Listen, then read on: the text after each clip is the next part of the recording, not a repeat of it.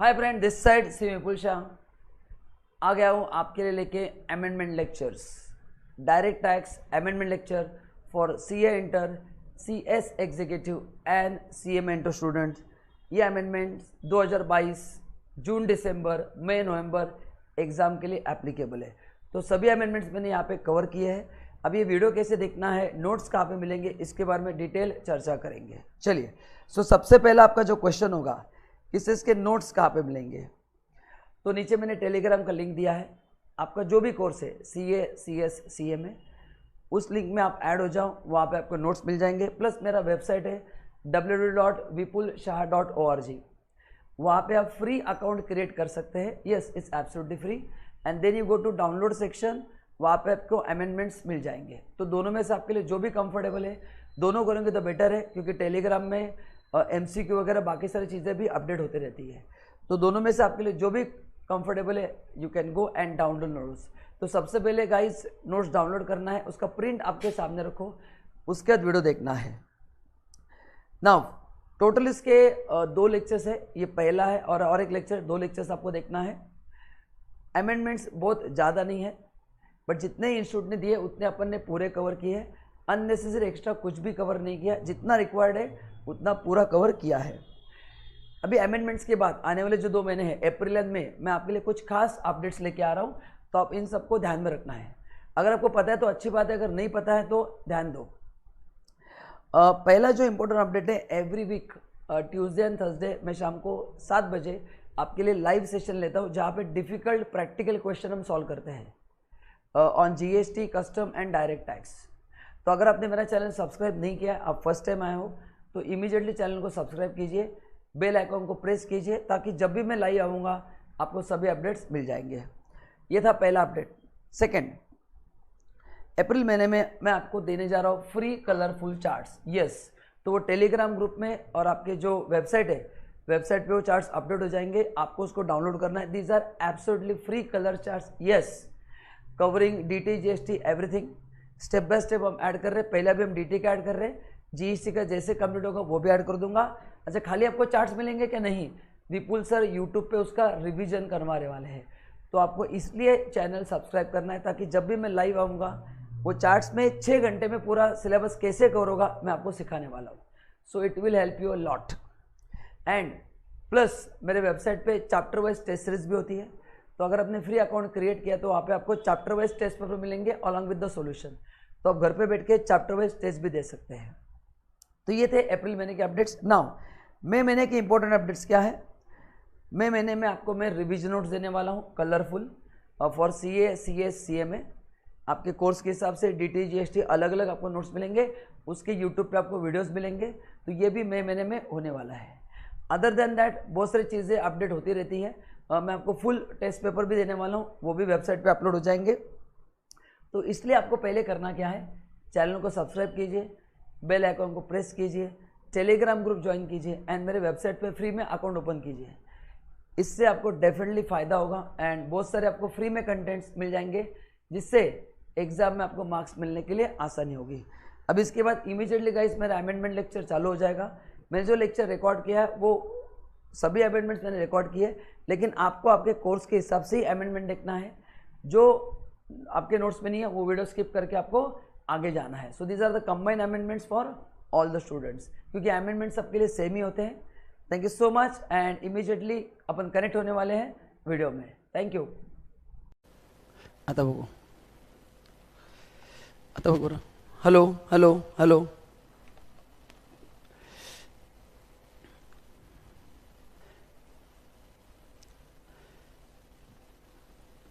Hello hello, good evening, good evening, can you hear me?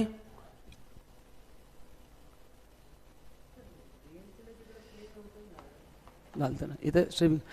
Okay, good evening guys, can you hear me now properly?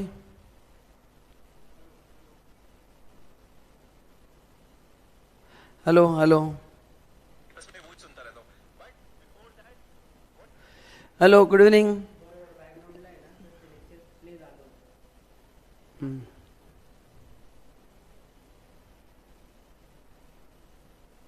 Now is coming.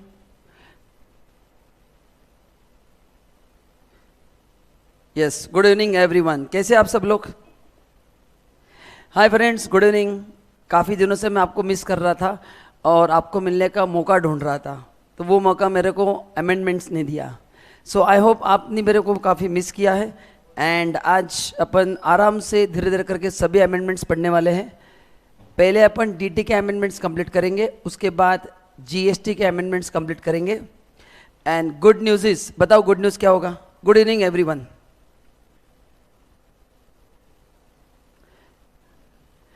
Yes, amendments are less, इतने सारे amendments नहीं है, तो first of all tension लेने की ज़रूरत नहीं है। There are bare minimum amendments. Yes, so ज़्यादा लोड देने की ज़रूरत नहीं है। चलो, good evening Sachin, Prateek, Muskan, good evening everyone. Okay, नीचे टेलीग्राम लिंक में मैंने नोट्स दिए हैं, प्लस अपने व्हाट्सएप ग्रुप में भी नोट्स मैंने कल शेयर कर दिए हैं। आप जिस ग्रुप में हो उस ग्रुप में इमीडिएटली वीडियो शेयर कर दो, ताकि जिन बच्चों को पता नहीं वो भी लाइव आ सकेंगे। तो फटाफट पुण्य का काम करना है। आप जिस भी ग्रुप में हो वीडियो शेयर कर दो एंड ज्वाइन नाउ ऐसा बोलना है। यस,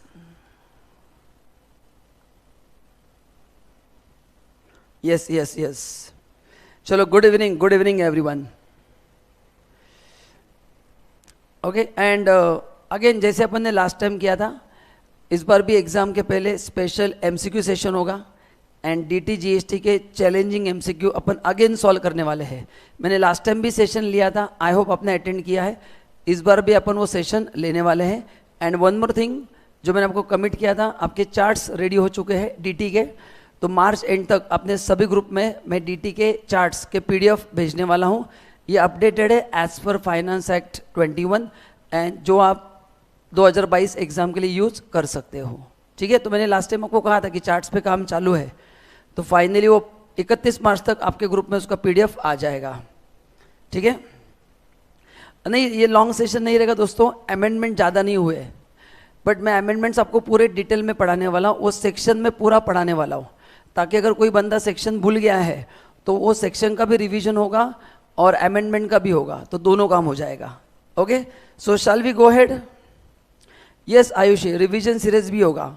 यस, मैराथन लेक्चर्स भी होंगे, प्लस मैंने जो स्पेशल एमसीक्यू सेशन लिया था वो भी होगा, चार्ट रिवीजन भी होगा। तो अभी यूट्यूब पे बहुत सारे सेशंस आने वाले हैं, तो अगर आप फर्स्ट टाइम चैनल पे आए हैं तो चैनल को इमीडिएटली सब्सक्राइब करो, बेल आइकॉन दबाओ, ताकि जो भी आगे अपडेट्स आएंगे आपको इमीडिएटली मिल जाएंगे।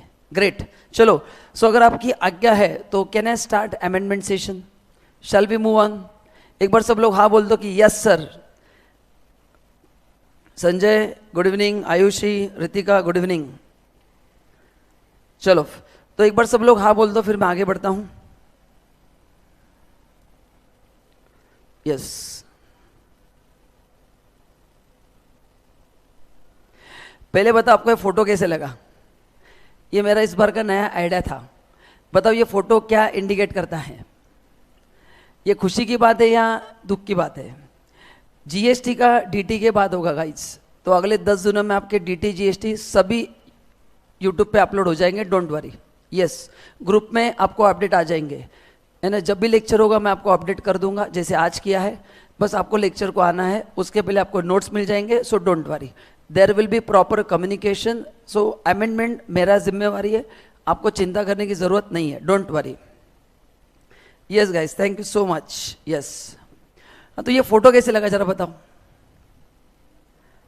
इस फोटो का मतलब क्या आप बताओ? What is the meaning of this photo? Yes Abhishek, बहुत बढ़िया, ग्रेट ग्रेट, नो अमेंडमेंट्स। चलो, ग्रेट, थैंक यू। चलो, सो गाइज चैप्टर 1 में कोई अमेंडमेंट्स नहीं है, तो अपन ने जो लास्ट टाइम पढ़ा था वही एज इट इज अप्लाई होगा।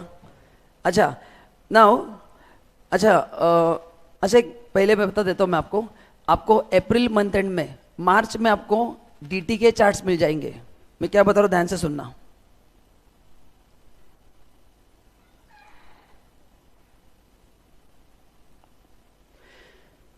यस, एकदम मस्त है। नाउ गाइस फटाफट लिख लो कि मैं आपको क्या क्या चीज़ें प्रोवाइड करने वाला हूँ। मार्च एंड में आपको मिलेंगे डीटी के चार्ट्स। ये आपने ग्रुप में मैं पीडीएफ दे दूंगा। अप्रैल में रिवीजन नोट्स,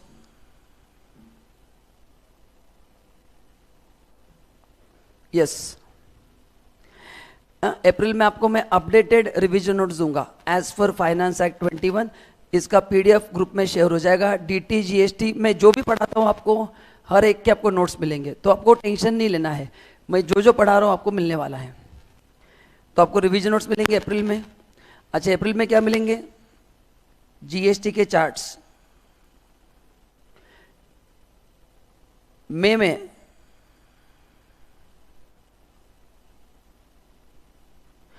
$500 चैलेंजिंग एमसीक्यू, इसका अपन यूट्यूब पे सीरीज लेंगे। तो ये सब मंथ वाइज होने वाला है। This is the update for you for month, next 3 months ये सब अपडेट है। तो अभी अपन पहले मार्च में अमेंडमेंट्स कंप्लीट करेंगे, डीटी के चार्ट्स में आपको दे दूंगा, एंड मई में चार्ट रिवीजन। ये मैं फर्स्ट टाइम आप सबके लिए ले रहा हूँ, तो जो मैं आपको चार्ट्स देने वाला हूँ उस चार्ट से भी रिवीजन लेने वाला हूँ मैं। मतलब जो मैराथन होंगे वो अलग होंगे, this will be the special chart revision. अभी बताओ, इतना करने के बाद और क्या चाहिए आप बताओ? I think as a faculty this is more than enough to give you, मतलब इतना अगर अपन ने किया तो आपको आराम से 60+ तो आराम से आना चाहिए। This is over and above video lectures. तो लगभग ये देखो कितना मटेरियल मैं आपको दे रहा हूँ, बस आपको लेक्चर अटेंड करना है। करेक्ट है क्या? यस। तो आपने लिख लिया क्या? अच्छा, other than that if you need any help please let me know right now, if possible I will definitely try. Other than this if you need anything please let me know. और ये पूरा communication मेरी तरफ से आपको आएगा, आपको relax बैठना है, आपको मेरे को फॉलोअप करने की जरूरत है। जैसे अमेंडमेंट मैंने खुद ग्रुप में डाल दी कि नहीं, सभी ग्रुप में, सो आपको अच्छे मार्क्स से पास करना ये रिस्पॉन्सिबिलिटी मेरी है। So this is my responsibility, so I will update. So आपको चिंता करने की जरूरत नहीं है, बस अभी आपका जो भी मटेरियल है बस वो आप पढ़ते रहो। That is what my request is. Yes yes Mukta, yes मिल जाएंगे। यस, तो अभी नहीं, मतलब अपना टारगेट है कि अपने को कुछ बच्चों को नहीं, हर एक बच्चों को अपने को 60+ लेके जाना है। हाँ, मतलब जो बंदा भी 70 है उसको 80 तक लेके जाना है, जो 80 है उसको ऊपर लेके जाना है। मतलब ये सब मेरा एक ही ड्रीम है कि हर एक बच्चे को रैंक आना चाहिए। अभी हर एक बच्चे को आ नहीं सकता, बट मेरी उम्मीद है कि मैक्सिमम बच्चों को अच्छे मार्क्स आए। जितने रैंक लेंगे उतना मेरा फायदा ही है। So I think this is more than enough, nothing is left now. ठीक है? यस यस दोस्तों, टेलीग्राम ग्रुप, व्हाट्सएप ग्रुप, हर एक में हर एक चीज आएगी, आप चिंता मत करो। वो आपके पास पहुंचने का जिम्मेवारी मेरा है, आपको चिंता करने की जरूरत नहीं है। ठीक है, ग्रेट। चलो आगे बढ़ते हैं। यस प्रतीक, पीजीबी का रिवीजन भी होने वाला है, surely I will keep this point in mind, definitely होगा। यस चलो, तो आई थिंक अपन अमेंडमेंट्स पे मूव होते हैं। तो सर आपने सबसे बढ़िया न्यूज़ दी क्या कि चैप्टर 1 में कोई भी अमेंडमेंट नहीं है। अच्छा गाइस, ये आपने सब लिख लिया ना? आई होप आपने सब लिख लिया है। Can I trust you? Can I trust you? Yes. Now again, chapter 2, बताओ। चैप्टर 2 में भी कोई अमेंडमेंट्स नहीं है, चैप्टर 2 में भी कोई अमेंडमेंट्स नहीं है। अच्छा, और एक चीज मैं बताता हूँ, सिर्फ प्रैक्टिकली बहुत सारे अमेंडमेंट्स होते हैं, बट ये जो अमेंडमेंट्स है ना, ये इंस्टीट्यूट ने जैसे दिए मैं उसके हिसाब से पढ़ा रहा हूँ। In practice there are certain amendments, but institute जो नोटिफाई करता है एज पर अवर इंस्टीट्यूट में सभी अमेंडमेंट्स कवर कर रहा हूँ मैं। अननेसेसरी एक्स्ट्रा आपको कुछ भी नहीं पढ़ा रहा हूँ। ओके, सो जितना इंस्टीट्यूट ने दिया है अपन हर एक चीज कवर कर रहे हैं, इससे ज्यादा करने की जरूरत नहीं है। This is more than enough. चलो नाउ चैप्टर 3 में देयर आर अमेंडमेंट्स। तो आपको और मेरे को साथ में पढ़ना है कि चैप्टर 3 में क्या क्या अमेंडमेंट्स है। चलो पढ़ना स्टार्ट करेंगे क्या फटाफट? आइए। नाउ चैप्टर 3 में गाइस सेक्शन 1010D ऐड हुआ है। क्या ऐड हुआ है? मतलब सेक्शन 1010D में एक अमेंडमेंट ऐड हुआ है। तो जैसे मैंने कहा था कि मैं आपको सेक्शन 1010D पूरा पढ़ाने वाला हूं, मैं आपको सेक्शन 1010D पूरा पढ़ाने वाला हूं। बस यस आंचल, जिन्होंने करंट रिकॉर्डिंग क्लास ली है, जिन्होंने फाइनेंस एक्ट 21 के हिसाब से लेक्चर लिए, उनको अमेंडमेंट नहीं देखना है। अमेंडमेंट उन्हीं को देखना है जिनके लेक्चर्स फाइनेंस एक्ट 2020 के हिसाब से है। जिन लोगों के लेक्चर फाइनेंस एक्ट 2021 के हिसाब से, उनको अमेंडमेंट नहीं देखना है, उनको ये अपडेटेड ऑलरेडी आ चुका है। ठीक है, तो Aanchal I think I have answer your question. Okay great, चलो तो 1010D एक बार पढ़ते हैं। क्या था 1010D? Any sum received under life insurance policy including bonus on such policy. तो लाइफ इंश्योरेंस पॉलिसी से मिलने वाला पैसा क्या है? पूरा एग्जेम्प्ट है। चलो इसका मैं आपको एक डायग्राम दिखाता हूं, सब लोग ध्यान दो।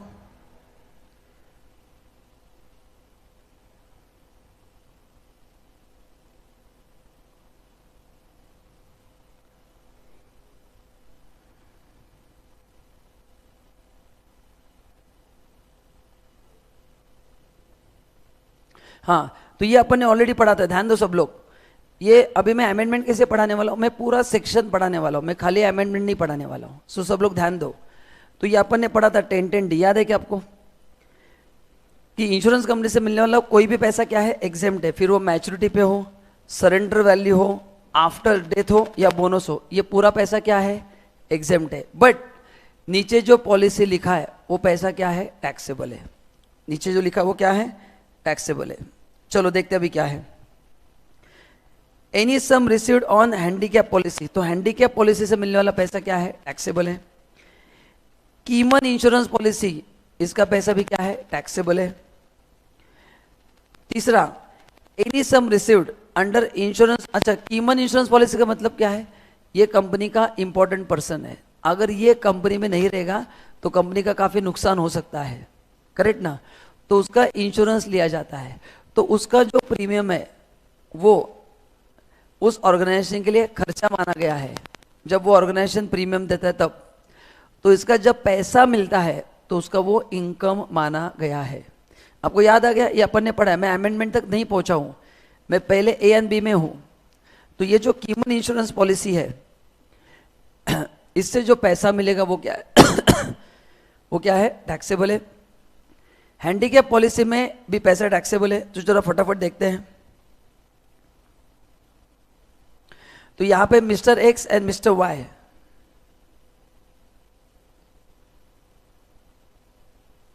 है ना? तो मिस्टर वाई इज हैंडीकैप, तो एक्स ने वाई के नाम पे पॉलिसी लिया है, तो अगर वाई की डेथ हो गई तो पैसा एक्स के हाथ में टैक्सेबल है। अगर एक्स की डेथ हो गई तो ये पैसा वाई के हाथ में टैक्सेबल नहीं है। ये मैं प्रोविजन रिवाइज करा रहा हूं, अमेंडमेंट एंड में है। अमेंडमेंट कहां पे? एंड में है।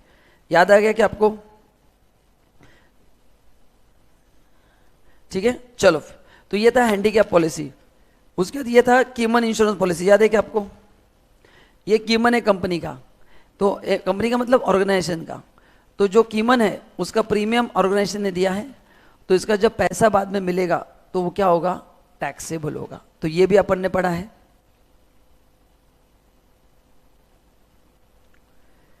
नाउ तीसरा, नाउ CDE मैं एक बार रिवाइज करता हूं and then I will move on to amendment. ठीक है, चलो तो ध्यान दो।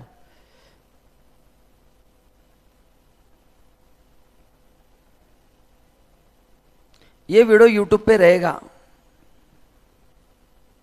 यस, ये भी अपन ने पढ़ा है कि अगर आपने पॉलिसी 2003 से 2012 के बीच में लिया है एंड आपका जो प्रीमियम है वो सम एश्योर्ड के 20% से ज़्यादा है तो टैक्सेबल है। अगर आपने 12-13 में पॉलिसी ली है एंड उसका जो प्रीमियम है अगर वो 10% से ज़्यादा है तो वो भी टैक्सेबल है। एंड 13 के बाद ली है तो डिसेबल है तो 15%, अदरवाइज 10% से अगर ज़्यादा है तो टैक्सेबल है।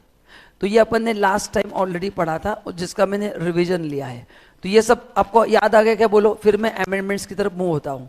सबको याद आ गया? ये था रिवीजन ऑफ ओल्ड प्रोविजंस, ये था रिवीजन ऑफ ओल्ड प्रोविजन। और इसमें कॉमन पॉइंट था, अगर ये पैसा डेथ की वजह से मिलता है तो टैक्सेबल नहीं होगा। है ना, तीनों पॉलिसीज में ये पैसा अगर डेथ की वजह से मिलता है तो टैक्सेबल नहीं होगा। तो ये था revision. Now can I move on to amendment? चलो एक बार फटाफट हाँ बोल दो सब लोग। नाउ गाइस यहां पे आता है अमेंडमेंट।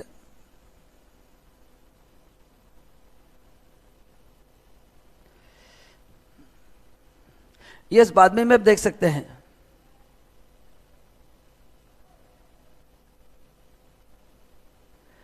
ये बात यस ऋषभ ये यूट्यूब पे रहेगा, बाद में देख सकते हैं।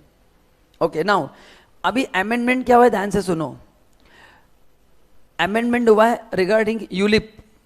अच्छा यूलिप क्या होता है ये अपन ने पढ़ा है। बोलो दोस्तों यूलिप क्या होता है ना। Guys I request you let me focus on amendments, please do not ask irrelevant question, है ना। तो अभी आप I will be happy if you ask me question related to amendments. आपके जो भी क्वेश्चन है आप मेरे को बाद में व्हाट्सएप पे शेयर कर दो, मैं इंडिविजुअली सबको रिप्लाई दे दूंगा। Guys please allow me to focus on amendments. Okay तो आपके जो इंडिविजुअल क्वेश्चन है other than amendment you drop me message on WhatsApp. जैसे मैं रात को फ्री होता हूँ मैं आपको रिप्लाई कर दूंगा, don't worry, that is my promise. Okay so don't worry, ठीक है। चलो नाउ ये अच्छा यूलिप क्या होता है? Unit linked insurance plan.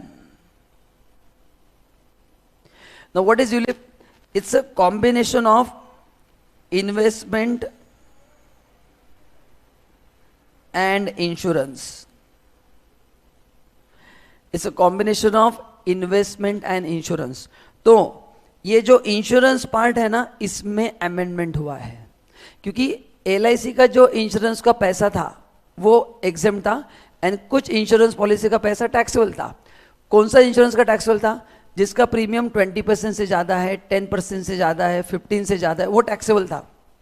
लेकिन यूलिप में जो इंश्योरेंस का पार्ट है ना उसके बारे में कुछ लिखा नहीं था, तो उसके ऊपर अमेंडमेंट हुआ है। ओके तो पहले समझा आपको अमेंडमेंट कहाँ पे हुआ है कि यूलिप में जो इंश्योरेंस का सेक्टर था उसके रिलेटेड अमेंडमेंट है। यहाँ तक समझा आपको? Can I go ahead now?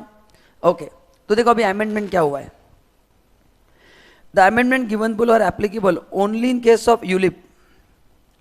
To put differently, this amendment is not applicable if the insurance policy is not ULIP, क्योंकि जो LIC पॉलिसी है वो ऑलरेडी ऊपर कवर्ड है। तो ये जो अमेंडमेंट है करेक्ट नहीं, ये खाली इंश्योरेंस के लिए एप्लीकेबल होगा। किसके लिए होगा?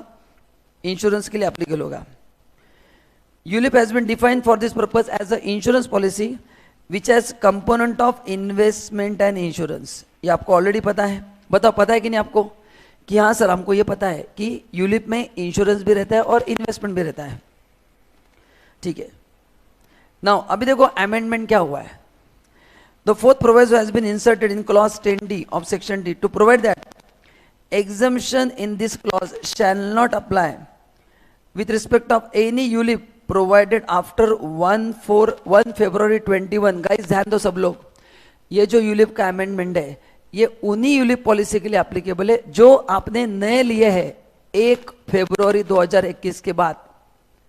ना आपने मेरे को पूछना चाहिए सर 1 फरवरी 2021 क्यों?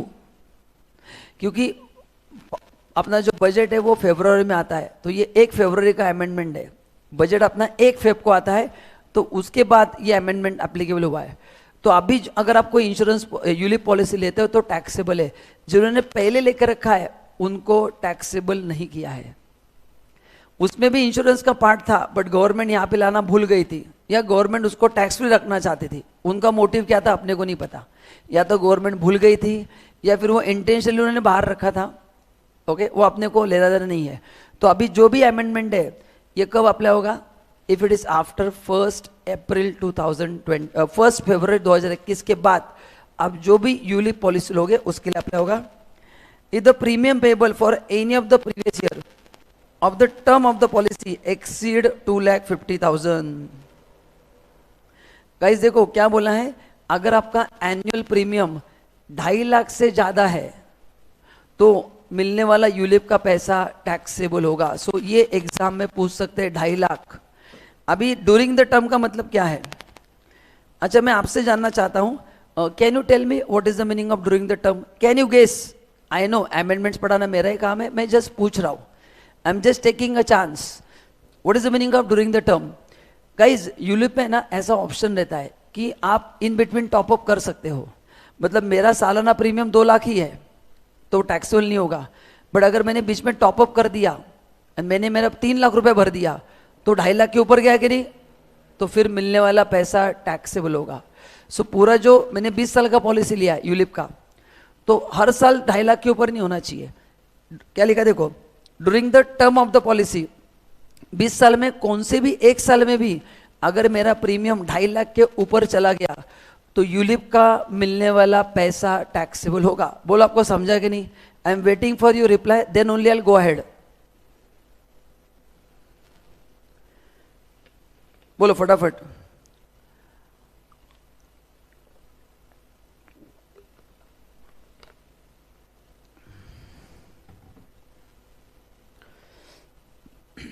ठीक है.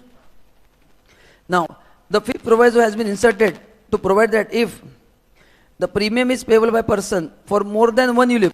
अच्छा, लोग क्या करेंगे, जो अमेंडमेंट 1 फरवरी 2021 के बाद आया है. अच्छा देखो, अभी अमेंडमेंट में क्या होगा, यूलिप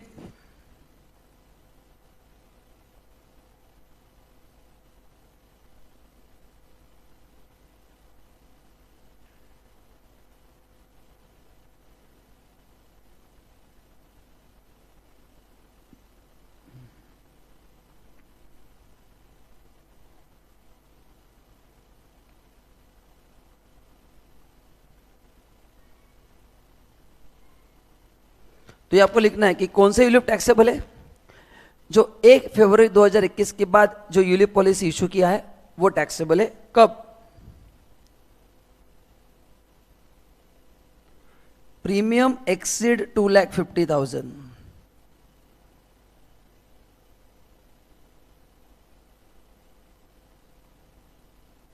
एनी ईयर, किसी भी साल में अगर आपका प्रीमियम, अच्छा नॉर्मल जो आपका इंश्योरेंस पॉलिसी है उसका प्रीमियम फिक्स रहता है, बट यूलिप में एक ऑप्शन रहता है टॉपअप. तो due to top up option you can increase your premium. Yes, that is possible, है ना. यूलिप में बहुत सारे ऐसे प्रोडक्ट है कि जहां पे आप बीच में चाहे तो प्रीमियम बढ़ा सकते हो, करेक्ट ना. तो 20 साल का पॉलिसी है, कोई भी 2-3 साल भी अगर 2.5 लाख के ऊपर गया तो मिलने वाला पैसा टैक्सेबल है. मैं आगे बढ़ता हूं, आपने बोला समझ में आ गया है. नाउ अभी आगे देखो क्या लिखा है. Fifth proviso has been inserted to provide that if the premium paid by person for more than 1 ULIP. अभी लोग क्या करेंगे, आप बोलेंगे सर गवर्नमेंट ने क्या कहा है, 2.5 लाख के ऊपर प्रीमियम नहीं जाना चाहिए ना. मैं 2-2 लाख के 3 पॉलिसी लूंगा. मैं क्या करूंगा, 2-2 लाख के 3 पॉलिसी लूंगा, क्योंकि 2.5 लाख के ऊपर गया तो टैक्सेबल है ना. तो I'll take different policy and I'll make sure the premium for every policy is below 2.5 lakh. क्योंकि मेरे को पता है अगर प्रीमियम 2.5 लाख से ज्यादा गया तो मेरे को टैक्स देना पड़ेगा. तो गवर्नमेंट ने उसको भी कवर किया है. गवर्नमेंट ने क्या बोला है, issued on or after February, exemption under this clause shall be available only with respect to such policy the aggregate premium of whose does not exceed 2.5 lakh for any of the previous year. हाँ, मतलब मेरे 4-5 policies है. देखो क्या लिखा है, exemption under this clause shall be available only with respect to such policy जिनका aggregate premium does not exceed 2.5 lakh रुपए for any of the previous year. तो मेरे अगर नंबर ऑफ पॉलिसीज है एंड उन सबका प्रीमियम अगर 2.5 लाख के ऊपर गया तो भी टैक्सेबल होगा. लेकिन बताओ मैंने 60-60 हजार के 4 पॉलिसी ली है तो सबका टोटल कितना होगा, 2.5 लाख के अंदर है तो वो एग्जेम्प्ट रहेगा. लेकिन किसी एक पॉलिसी का प्रीमियम 80,000 हो गया तो फिर टोटल 2.5 लाख के ऊपर गया तो सभी पॉलिसी का पैसा मिलने वाला टैक्सेबल होगा. तो single policy more than 2.5 lakh taxable, multiple policy if aggregate premium exceed 2.5 lakh, if aggregate premium exceed 2.5 lakh then also taxable. तो आप मेरे को आंसर दो, 60-60 हजार के 4 महीने पॉलिसी लिए, टोटल हो गया प्रीमियम 2,40,000. बोलो टैक्सेबल होगा या एग्जेम्प्ट होगा? I want answer from everyone. जो लोग रिकॉर्डेड देख रहे हैं बाद में आप चैट में मैसेज भेज देना. बोलो.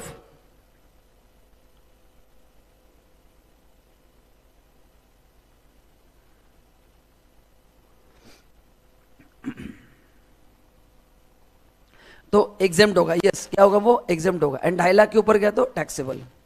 Now correct, Sachin perfect, Sachin ने बहुत बढ़िया आंसर दिया है। संजय परफेक्ट। जब आप आंसर देते हो तो मेरे को समझ में आता है कि आपको समझा है कि नहीं।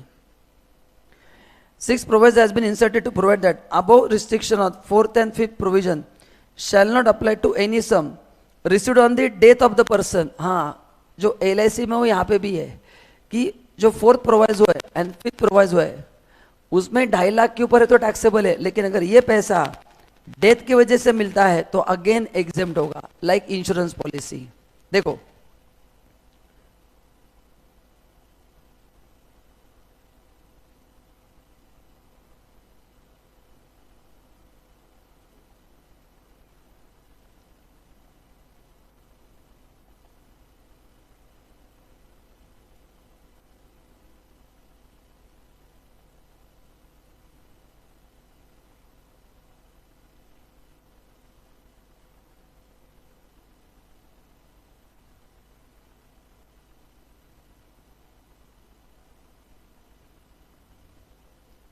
ठीक है, तो single premium more than 2.5 lakh taxable, more than 1 policy taxable. लेकिन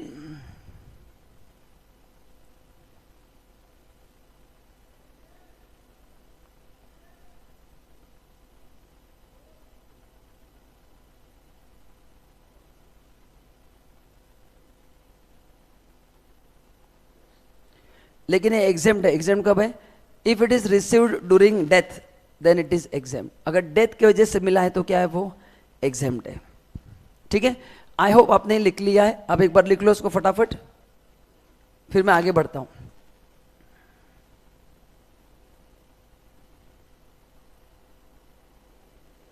एंड अच्छा, अभी ये पैसा टैक्सेबल होगा है ना, ये पैसा क्या होगा टैक्सेबल होगा, तो ये कहाँ पे कवर होगा? ये कैपिटल गेन में कवर होगा जो मैं आपको पढ़ाने वाला हूँ। तो यूलिप का जो पैसा टैक्सेबल होगा अगर प्रीमियम 2.5 लाख के ऊपर है तो टैक्सेबल कहाँ पे होगा सर? ये कैपिटल गेन में टैक्सेबल होगा। कहाँ पे होगा टैक्सेबल? Capital gain. एंड उसका टैक्स रेट होगा एज पर 112 है ना। 112 अपन ने पढ़ा है, 112 में क्या लिखा है? 1 लाख तक एग्जेम्प्ट है एंड 1 लाख के ऊपर जितना इनकम मिलेगा उस पर 10% टैक्स देना पड़ेगा। तो ये रहा गाइस पहला अमेंडमेंट रिगार्डिंग यूलिप। तो आई थिंक मैंने पूरा डिटेल में बता दिया है। I think everything is clear. एक बार यस बोल दो फिर मैं आगे बढ़ता हूं। नाउ नेक्स्ट जो अमेंडमेंट हुआ है वो हुआ है सेक्शन 1023C में। इसमें एक छोटा सा अमेंडमेंट है, जो लिमिट 1 करोड़ का था वो 5 करोड़ का हुआ है, बाकी एज इट इज सेम है। बाकी एज इट इज क्या है? सेम है। तो any income received by any person on behalf of following, तो prime minister national relief fund, prime minister fund, prime minister aid to student fund, national fund for communal harmony, Swachh Bharat Kosh, clean Ganga fund, chief minister relief fund, है ना। तो इनको मिलने वाला income क्या है? Exempt है। अभी मैं इस पर डिटेल बात नहीं करूंगा क्योंकि इसमें अमेंडमेंट नहीं है। यहां पे अमेंडमेंट हुआ है, यहां पे पॉइंट नंबर 2 पे मार्क करो, अमेंडमेंट हुआ है। कोई यूनिवर्सिटी है, कोई एजुकेशन इंस्टीट्यूशन है, करेक्ट ना, तो इनका इनकम भी पूरा माफ है। अच्छा, पहले इनका टर्नओवर का लिमिट 1 करोड़ था, अभी कितना हो गया? 5 करोड़ हुआ है। कितना हुआ है? 5 करोड़। तो देखो क्या लिखा है, अगर गवर्नमेंट का यूनिवर्सिटी है, अगर गवर्नमेंट का एजुकेशन इंस्टीट्यूशन है तो वो पूरा ही एग्जेम्प्ट है, उसके लिए अमेंडमेंट अप्लाई नहीं होगा। उनका इनकम कितना भी हो एग्जेम्प्ट है। जो प्राइवेटली फाइनेंस यूनिवर्सिटीज है उनका, अगर आपको याद है तो अपन ने 1 करोड़ पढ़ा था, एक बार चेक करना कितना पढ़ा था? 1 करोड़। अभी लिमिट कितना हो गया? 5 करोड़ हो गया। तो अगर प्राइवेटली फाइनेंस यूनिवर्सिटी है तो इनका इनकम 5 करोड़ तक एग्जेम्प्ट होगा। अभी मतलब टर्नओवर अगर 5 करोड़ के अंदर है तो जो भी इनकम होगा एग्जेम्प्ट होगा। तो 1 करोड़ का लिमिट कितना कर दिया? 5 crore.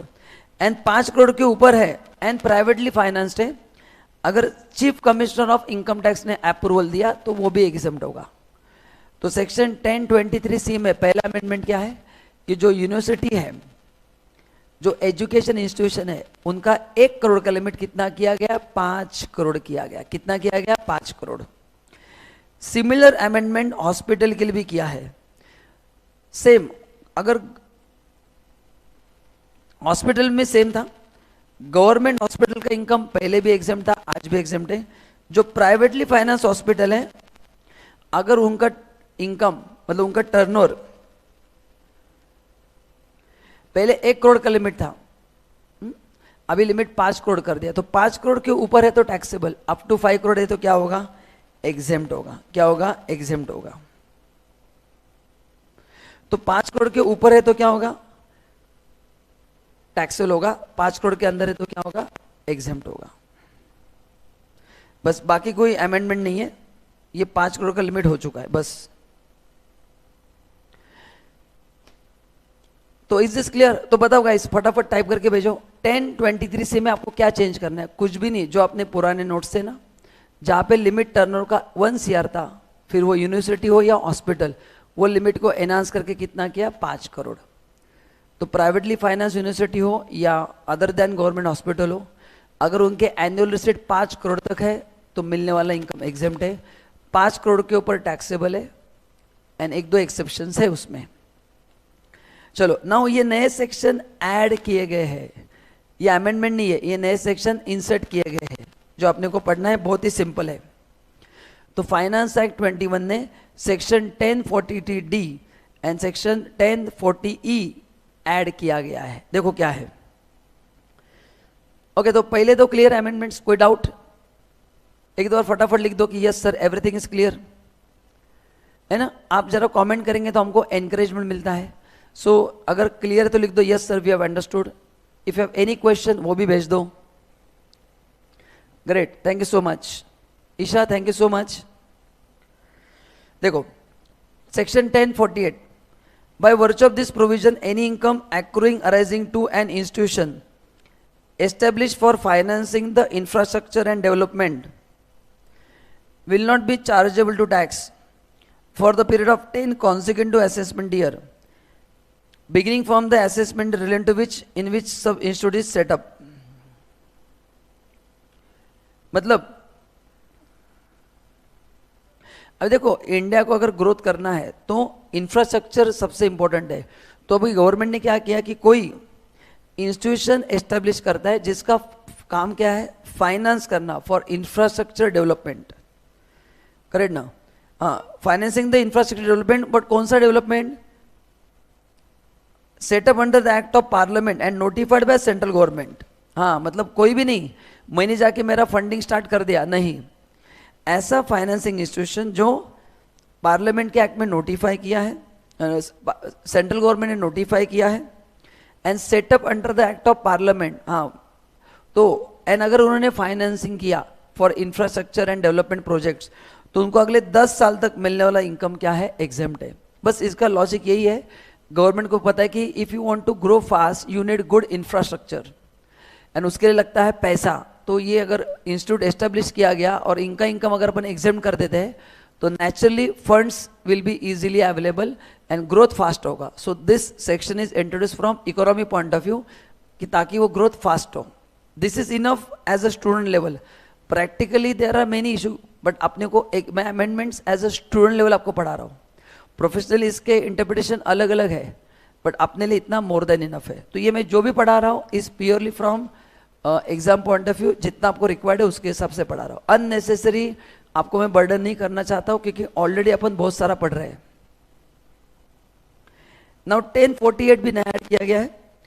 Bye virtue of this provision any income accruing arising to development financing institution, जिनको लाइसेंस किसने दिया है, आरबीआई ने दिया है, अगेन नोटिफाइड बाय गवर्नमेंट, उनका भी इनकम 5 साल तक टैक्सेबल नहीं होगा। यस, एंड आगे चाहे तो गवर्नमेंट 5 साल तक उसका पीरियड बढ़ा सकती है। तो 1048D एंड 1048E में जो फाइनेंशियल इंस्टीट्यूशन अपन फॉर्म करने जा रहे हैं, 1048D में 10 साल तक इनकम अभी माफ कर दिया है।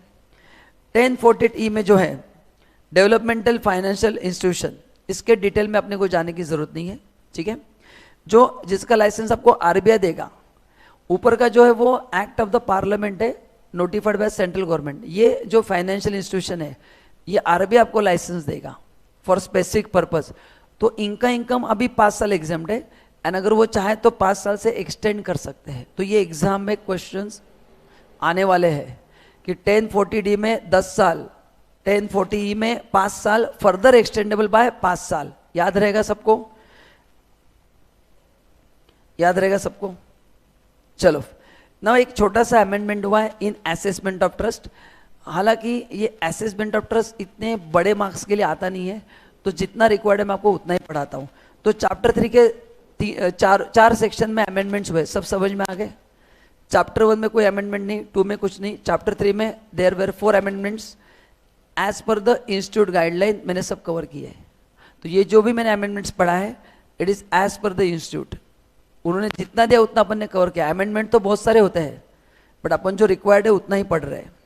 Great, thank you so much. चलो नाउ असेसमेंट ऑफ ट्रस्ट में एक छोटा सा एक अमेंडमेंट हुआ है, ज्यादा डिटेल में नहीं बताऊंगा।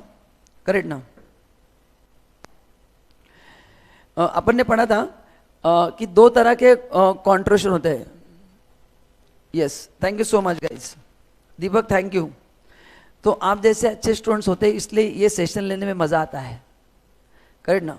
Thank you so much all the guys those who are attending the lecture and if you are watching recorded one then also thank you so much. आपको कुछ भी डाउट है तो आप टाइप करके भेज देना नीचे, मैं बाद में रिप्लाई कर दूंगा। जो लाइव रिकॉर्डेड देख रहे हैं उनको प्रॉब्लम नहीं है। If you are watching the recorded one, if you have any problem, अगर आपको कोई भी प्रोविजन नहीं समझा है नीचे क्वेश्चन टाइप करके भेज दो, मैं उसको रिप्लाई कर दूंगा, डोंट वरी। चलो नाउ अभी याद करो, ट्रस्ट में अपन ने पढ़ा था कि 2 तरह के कॉन्ट्रीब्यूशन होते हैं। एक होता है कॉर्पस डोनेशन, एक होता है वॉलेंट्री कॉर्प, है ना? एक होता है कॉर्पस डोनेशन एंड एक होता है voluntary contribution. Now what is corpus donation? Received with a specific direction. अगर आपको याद है what is corpus donation? Received with a specific direction. Imagine करो आपका ट्रस्ट है, मैंने आपके ट्रस्ट को डोनेशन दिया और मैंने कहा कि ये पैसा आपको बिल्डिंग के लिए यूज करना है, ये पैसा आपको बिल्डिंग के लिए यूज करना है। मतलब विपुल सर ने जो आपको डोनेशन दिया गाइज, ये स्पेसिफिक पर्पस के लिए दिया है ना? आपको उस पैसे को बिल्डिंग बनाने के लिए यूज करना है। तो ये हो गया आपके लिए कॉर्पस डोनेशन, ये एग्जेम्प्ट है, ये इनकम में आता नहीं है। एंड जो मैं आपको देता हूँ वॉलेंट्री कॉन्ट्रीब्यूशन, कि मैंने आपको खुशी से 2 लाख रुपए दे दिया, आप आपके पर्पस से कहीं पे भी यूज कर सकते हैं for charitable and religious purpose, वो आपके इनकम में ऐड होगा एंड उसका आपको 85% खर्च करना पड़ेगा। ये पहले आपको याद आ गया क्या बताऊं? ये मैंने रिवीजन लिया है कि there are 2 types of contribution. One is corpus donation which is received with a specific direction, वो आपके इनकम में ऐड नहीं होगा। एंड दूसरा जो है वॉलेंट्री, वो जो मैंने आपको दिया उसमें से आपको 85% खर्च करना पड़ेगा तो एग्जम्पशन मिलेगा। अगर इतना क्लियर है तो फिर मैं अमेंडमेंट पढ़ता हूं। मैंने आपको पहले कहा था कि मैं प्रोविजन भी आपको रिवाइज करके दूंगा एंड अमेंडमेंट भी पढ़ाऊंगा। करेक्ट? निभा कुमारी, शायद आपने मेरा लेक्चर लेट ज्वाइन किया है, तो मैंने लेक्चर के स्टार्ट में कुछ इंस्ट्रक्शंस दिए थे,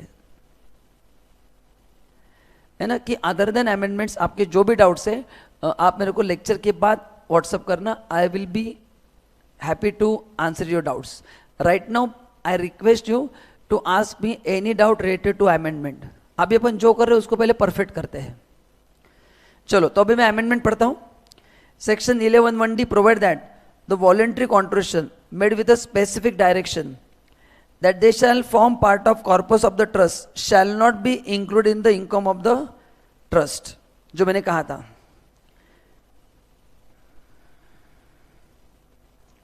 है ना, तो कॉर्पस डोनेशन जो है shall not be included in income। अभी इसमें कुछ in respect of such voluntary contribution few restrictions have been imposed। हाँ, लेकिन तो गवर्नमेंट ने क्या कहा है कि वो हम आपसे अमेंडमेंट नहीं छीन रहे, मतलब वो तो रहेगा कि कॉर्पस डोनेशन जो है वो आपके हाथ में टैक्सेबल नहीं होगा, बट नाउ उस कॉर्पस डोनेशन के ऊपर कुछ हम रिस्ट्रिक्शंस डाल रहे हैं। क्या? पहला restriction, exemption to such voluntary contribution will be available if such contribution are invested deposited in one और more form specified in 11(5) maintain separately for such corpus. अगर आपको याद है तो अपन ने एक लिस्ट पढ़ा था लेक्चर में 11(5), जब भी आप पैसा एक्यूमुलेट करते हैं 4-5 साल के लिए, तब उस पैसे को फंड में रखना पड़ता है, अपन किसी काम के लिए यूज नहीं कर सकते। तो सेम कंडीशन कॉर्पस डोनेशन के लिए लाया गया है कि कॉर्पस डोनेशन आपके हाथ में एग्जेम्प्ट है, लेकिन जब तक आप उसको स्पेसिफिक पर्पस के लिए यूज नहीं कर रहे तब तक सेक्शन 11(5) में कुछ स्पेसिफिक इंस्ट्रूमेंट्स है, आपको उसी में उसको रखना है।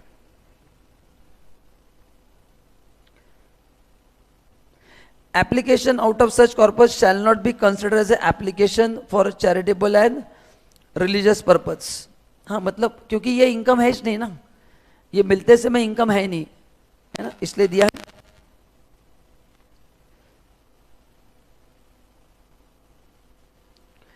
Further, it has been provided that when it is invested, deposited back into one or more form mode specified in section 11(5) maintained specifically for such corpus from the income of previous year, such amount shall be allowed as an application in the previous year in which it is deposited back to corpus। हाँ, मतलब क्या है, सुनो, बता दो, बहुत simple है, बहुत सिंपल है, ये थोड़ा वर्डिंग कंफ्यूजिंग है। कॉर्पस डोनेशन जो है इनिशियली वो अपने हाथ में एग्जेम्प्ट है, उस पर आपको टैक्स देने की जरूरत नहीं क्योंकि इनकम में ऐड ही नहीं होता। तो अभी इसको क्या बोला कि जब भी आपको मिलेगा आपको उसको स्पेसिफिक फंड में रखना पड़ेगा। सेक्शन 11(5) में कॉर्पस इन्वेस्टमेंट के लिए कुछ स्पेसिफिक फंड अलॉट किए गए, उसमें रखना है ताकि वो एग्जेम्प्ट होगा। सेकंड बोला कि जब आप उसमें से उसको विड्रॉ करोगे तो उसी साल उसको क्या करना है, यूज करना है, उसको बोलते हैं डिपॉजिटेड बैक। तो जब आप उसको विड्रॉ करोगे, है ना, उसको उसी साल यूज करना है। अगर यूज नहीं किया तो अगेन वो टैक्सेबल हो जाएगा। तो जितना आप विड्रॉ करोगे उसमें से फॉर स्पेसिफिक पर्पस उस साल आपको यूज करना जरूरी है। बस इतना ही समझो, बाकी पढ़ने की जरूरत नहीं है।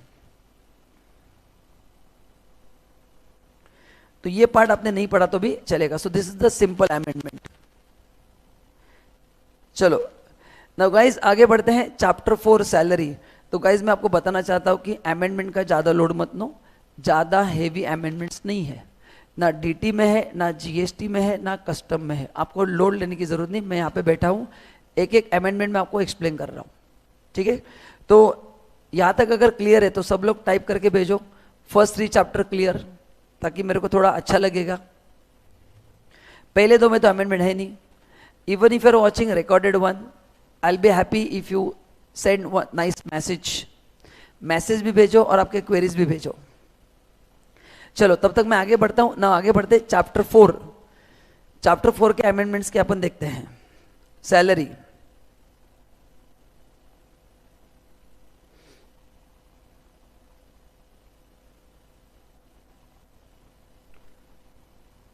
पूरे सैलरी में एक छोटा सा अमेंडमेंट हुआ है, एक छोटा सा अमेंडमेंट बस। मतलब ये मेरे हिसाब से एमसीक्यू में आ सकता है 1 मार्क के लिए, बाकी किधर भी नहीं आएगा।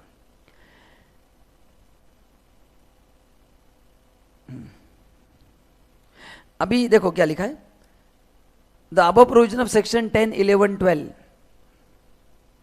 Have been amended with effect from AY 20-23 to provide that the above exemptions shall not apply। अच्छा 10, 11, 12 क्या था वो पहले बताता हूँ। नाउ याद करो, मैं पहले रिवीजन करा रहा हूँ।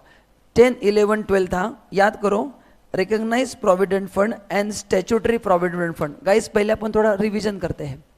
अपन ने पढ़ा था कि स्टैट्यूटरी प्रोविडेंट फंड से जो पैसा मिलेगा, है ना, वो एग्जेम्प्ट है, एंड रिकॉग्नाइज प्रोविडेंट फंड से जो पैसा मिलेगा वो 5 साल के बाद क्या है, एग्जेम्प्ट है। उसमें एम्प्लॉयर का कंट्रीब्यूशन होगा, एम्प्लॉय का कंट्रीब्यूशन होगा, एंड दोनों के कंट्रीब्यूशन के ऊपर इंटरेस्ट।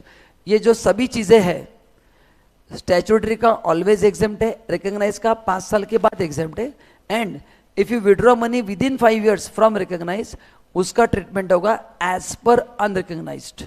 ये अपन ने पहले पढ़ा था। यहाँ तक बोल दो क्लियर है? हाँ सर हमको याद आ गया। फिर मैं अमेंडमेंट्स पढ़ाना स्टार्ट करता हूँ। चलो बताओ, यहाँ तक याद आ गया सबको? तो ये था 10, 11, 10, 12 amount withdrawn from recognise provident fund and amount withdrawn from statutory provident fund. Yes, thank you so much. तो देखो अभी अमेंडमेंट क्या हुआ है। Interest on employee contribution in excess of 2,50,000 per year. If the contribution by the employee is in provident fund in which employer also gives his contribution, मतलब अभी amendment क्या हुआ है कि अगर फिर ये रिकॉग्नाइज प्रोविडेंट फंड हो या स्टैट्यूटरी, दोनों के लिए अमेंडमेंट हुआ है। ये दोनों फंड में अगर एम्प्लॉयर ने पैसा कंट्रीब्यूट किया है, ऑब्वियसली करता ही है, तो आपका जो कंट्रीब्यूशन है, देखो interest on employee contribution per year, तो आपका जो कंट्रीब्यूशन है उसमें 2.5 लाख के ऊपर अगर इंटरेस्ट मिलता है तो आपके इनकम में क्या होगा, वो ऐड होगा. So interest on employee contribution in excess of 2.5 lakh per year, है ना. मतलब देखो आपका कॉन्ट्रीब्यूशन उसमें ऐड होता जाएगा, तो उसके ऊपर हर साल कुछ ना कुछ इंटरेस्ट एक्यूमुलेट होगा. आपने ईयर 1 में कुछ डिपॉजिट किया है, 2 में किया है, 3 में किया है ना. तो इंटरेस्ट का अमाउंट धीरे धीरे क्या होगा, बढ़ेगा. तो अगर इंटरेस्ट का अमाउंट अगर 2.5 लाख के ऊपर जिस साल जाएगा, 2.5 लाख के ऊपर का अमाउंट आपके इनकम में ऐड होगा. एंड अगर एम्प्लॉयर कुछ कंट्रीब्यूट नहीं कर रहा है ना, एम्प्लॉयर ने कुछ कंट्रीब्यूट नहीं किया है, एम्प्लॉय का ही कंट्रीब्यूशन है, तो ये लिमिट 5 लाख है. ये लिमिट क्या है, 5 लाख है. एंड ये प्रोविजन उन्हीं के लिए अप्लाई होगा जो आपका पहले से कंट्रीब्यूशन है उस पे नहीं. 1 अप्रैल 2021 के बाद, इसके बाद जो आप कंट्रीब्यूट करोगे उसके लिए अप्लाई होगा. तो हर साल 2.5 लाख इंटरेस्ट मिलेगा, क्या मिलेगा, कब, एक्यूमुलेट होके मिलेगा, है ना. तो आपका ईयर 1 का डिपॉजिट, ईयर 2 का डिपॉजिट, तो डिपॉजिट के ऊपर इंटरेस्ट मिलेगा. तो जिस साल आपका इंटरेस्ट 2.5 लाख के ऊपर जाएगा, जहां पे एम्प्लॉयर कंट्रीब्यूट कर रहा है, एंड जहां पे एम्प्लॉयर कंट्रीब्यूट नहीं कर रहा है, आपका खाली आपका ही कंट्रीब्यूशन है, तो वहां पे 5 लाख का लिमिट है, उसके ऊपर का इंटरेस्ट आपके इनकम में ऐड होगा. तो गाइस ये डेट लर्न करना. तो 1 अप्रैल 2021 के पहले जो आपके इन्वेस्टमेंट्स है उसमें आपको इंटरेस्ट 2-3 लाख मिलता रहेगा साल का, एग्जाम्पल, वो एड बैक नहीं होगा आपके इनकम में. 1 अप्रैल 2021 के बाद जो अभी आप कंट्रीब्यूट करोगे उस पे एक्यूमुलेट होकर जो इंटरेस्ट मिलता जाएगा, 2.5 लाख के ऊपर का टैक्सेबल है. तो अगर 2,70,000 मिला तो ऊपर का 20,000 टैक्सेबल है. कितना है, 20,000 टैक्सेबल है. ये हर साल होगा, हर साल आपको जितना इंटरेस्ट मिलेगा वो आपकी इनकम सैलरी में ऐड होगा, बस इतना ही है. Is this clear? This is the small amendment in salary. This is the small amendment in salary. Next बताओ, सैलरी का अमेंडमेंट क्लियर है क्या? If you have any question please type immediately. जो लोग रिकॉर्डेड देख रहे हैं आप भी मैसेज कर सकते हैं, मैं पढ़ के आपको बाद में आंसर दे दूंगा, डोंट वरी. जो भी बच्चा मेरे अमेंडमेंट देख रहा है, हर एक मेरे लिए इंपॉर्टेंट स्टूडेंट है.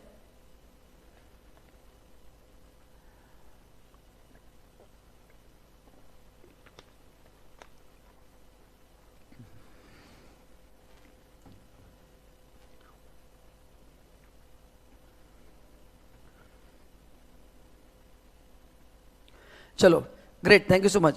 The chapter 5 house property no amendment. ये गोवा का फोटो है, आप रिलैक्स करो. तो आपको अमेंडमेंट्स चार्ट सब देने के बाद में गोवा जाके बैठने वाला हूँ ऐसे. तो वो फोटो मैंने आपको दिया है. नाउ चैप्टर 6 पीजीपीपी, इसमें अमेंडमेंट्स हैं. अगेन छोटे मोटे अमेंडमेंट्स है, बहुत ज्यादा बड़े अमेंडमेंट्स नहीं है, सिंपल अमेंडमेंट्स है. चलो आगे पढ़ते हैं. नाउ अभी ये अमेंडमेंट पूरा नहीं है, this is not new amendment, but ये आई थॉट कि एक बार मैं रिवाइज कर लूँ इसलिए किया. तो ये अमेंडमेंट नहीं है, बट स्टिल आई थॉट कि इट्स अ रिलेवेंट थिंग, तो मैं आपको जस्ट बताना चाहता हूँ. ये 2020 का ही अमेंडमेंट है, ध्यान से सुनो. ओके देखो, नाउ अपन ने कॉन्सेप्ट पढ़ा था block of asset. Now what is block of asset? PGP पे group of having similar nature, group of assets having similar nature. तो हम पूरे ब्लॉक के ऊपर एक साथ ही डेप्रिसिएशन चार्ज करते हैं. 1-to-1 डेप्रिसिएशन चार्ज करना पॉसिबल नहीं है, तो जो भी डेप्रिसिएशन होगा वो पूरे ब्लॉक पे एक साथ होगा. पूरे ब्लॉक पे क्या होगा? एक साथ होगा. तो उसमें एक छोटा सा पॉइंट आपको ध्यान में रखना है कि अगर आपको याद है तो मैंने कहा था कि गुडविल अगर सेल्फ जनरेटेड है तो डेप्रिसिएशन नहीं मिलेगा. आपके पास मेरे चार्ट्स है. गुडविल अगर परचेस्ड है तो डेप्रिसिएशन मिलेगा, लेकिन अभी block of assets shall not include goodwill of a business और प्रोफेशन. मतलब गुडविल एंड बिजनेस प्रोफेशन का जो गुडविल है उसके ऊपर डेप्रिसिएशन नहीं मिलेगा, even if it is purchase for valuable consideration. तो आपने अगर उसको परचेज भी किया है तो 1/4/2020 के बाद इसके ऊपर डेप्रिसिएशन नहीं मिलेगा आपको. अच्छा, अभी जिनके ब्लॉक में 1/4/2020 को है गुडविल, तो क्या करना है, उसको जब आपने परचेज किया था ना, उसको अलग एसेट मान के उसका WDV निकालो एंड उसको ब्लॉक में से हटा दो. क्योंकि 1/4/2020 के बाद if I buy goodwill today I can not claim depreciation. But जो 1/4/2020 को जो गुडविल ऑलरेडी मेरे ब्लॉक में है, लेट से मैंने 2016 में गुडविल लिया था एग्जाम्पल, तो 2016 से 2020 मैं गुडविल को अकेला एसेट मानूंगा, उसके ऊपर 25% डेप्रिसिएशन चार्ज करते करते उसका मैं WDV फाइंड आउट करूंगा 1 अप्रैल 2020 का, और वो ब्लॉक में से हटा दूंगा। तो 1/4/2020 के पहले जो गुडविल है जो मैंने परचेस किया है उसका WDV मैं उसमें से हटा दूंगा, उसका WDV मैं उसमें से हटा दूंगा, एंड जो नया गुडविल है उसका तो मैं क्लेम ही नहीं करूंगा। बस this is the small thing आपको लर्न करना है। हर्षित ये इंटरेस्ट है दोस्त, हर्षित दिस इज द इंटरेस्ट, हर्षित ये इंटरेस्ट है दोस्त, ओन कंट्रीब्यूशन नहीं है। और आप बोलेंगे इतना इंटरेस्ट कैसे मिलेगा Harshit, try to understand, I am putting money every month, तो मेरा 4-5 साल का पैसा 8 लाख रुपए हो गया, 9 लाख हो गया, 10 लाख हो गया, है ना। किसी बंदे का सैलरी अगर साल का 60 लाख है तो मंथली वो 1 लाख रुपए डिपॉजिट करेगा, एग्जाम्पल दे रहा हूं। तो ये एक्यूमुलेट है, टोटल जितना भी तुम्हारा डिपॉजिट है उसके ऊपर इंटरेस्ट मिलता है, तो डिपॉजिट जैसे बढ़ जाएगा इंटरेस्ट का अमाउंट भी बढ़ेगा। आई होप हर्षित मैंने तुम्हारा क्वेश्चन डाउट क्लियर किया है।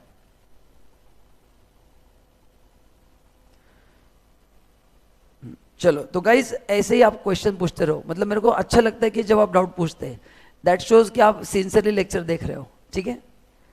चलो नाउ सेक्शन 43CA एक में अमेंडमेंट हुआ है। कहां पे अमेंडमेंट हुआ है, सेक्शन 43CA डायरेक्ट एंड में अमेंडमेंट हुआ है। अगर आपको याद है तो बाजू में लिख के रखो, ये सेक्शन जिनका कंस्ट्रक्शन का बिजनेस है उन्हीं के लिए है। ये सेक्शन किसके लिए, जिनका कंस्ट्रक्शन का बिजनेस है उन्हीं के लिए। तो ये 2014-15 में लाया था, इसका मैंने आपको क्लास में लॉजिक बताया था कि फॉर एग्जांपल मैं बिल्डर हूं, है ना, मेरा बिजनेस है फ्लैट बेचने का, तो गवर्नमेंट क्या मानती है कि मैं आपको फ्लैट बेचता हूं 1 करोड़ में, मैं 30 लाख रुपए आपसे कैश लेता हूं एंड ऑन पेपर में खाली 70 लाख रुपए दिखाता हूं। तो ये जो 30 लाख रुपए मैंने आपसे कैश लिया as a promoter, as a developer, as a builder, इस पे गवर्नमेंट को टैक्स नहीं मिल रहा है। They are getting tax only on 70 lakh rupees, जो मैंने 1 नंबर का पैसा दिखा है। जो मैंने ब्लैक मनी लिया है मैं उस पर टैक्स दूंगा नहीं। तो गवर्नमेंट ने 2014-15 में अमेंडमेंट लाया था, मतलब ये सेक्शन लाया था, करेक्ट ना। तो 1890 तक ये था, तो मैंने 3 पार्ट में उसको डिवाइड किया। तो गवर्नमेंट ने क्या किया, गवर्नमेंट ने कहा एक काम करते हैं, हम आपका जो वैल्यू जो मैंने 70 लाख दिखाया उसमें गवर्नमेंट ने उनका एक वैल्यू लाया जिसका नाम है स्टैम्प ड्यूटी वैल्यू, एंड जो हाइयर है आपको उस पर टैक्स देना है। तो मैंने आपको फ्लैट दिखाया 70 लाख में, स्टैम्प ड्यूटी वैल्यू 80 लाख है, तो 80 लाख पे टैक्स देंगे। एंड अगर स्टैम्प ड्यूटी वैल्यू 60 लाख है तो 70 लाख पे टैक्स देंगे। ये कब से कब तक चला, असेसमेंट ईयर 14-15 टू 18-19। सब लोग लिख लो, असेसमेंट ईयर 14-15 टू 18-19 क्या प्रोविजन था, स्टैम्प ड्यूटी वैल्यू और एक्चुअल प्राइस।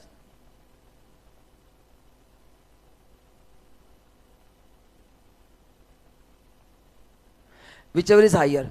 ये 2018-19 तक चला कि गवर्नमेंट ने क्या किया, डायरेक्टली 70 लाख को स्टैम्प ड्यूटी वैल्यू से कंपेयर किया, एंड जो हायर है वो आपका इनकम माना जाएगा। फिर बाद में गवर्नमेंट ने अमेंडमेंट किया 1920 से 21-22, जो आपने पढ़ा था। क्या अपन ने पढ़ा था कि 110% ऑफ स्टैम्प ड्यूटी वैल्यू लिया जाएगा। देखो यहां पे दिया है 105%। कितना लिया जाएगा, हाँ ये 20-21 करो,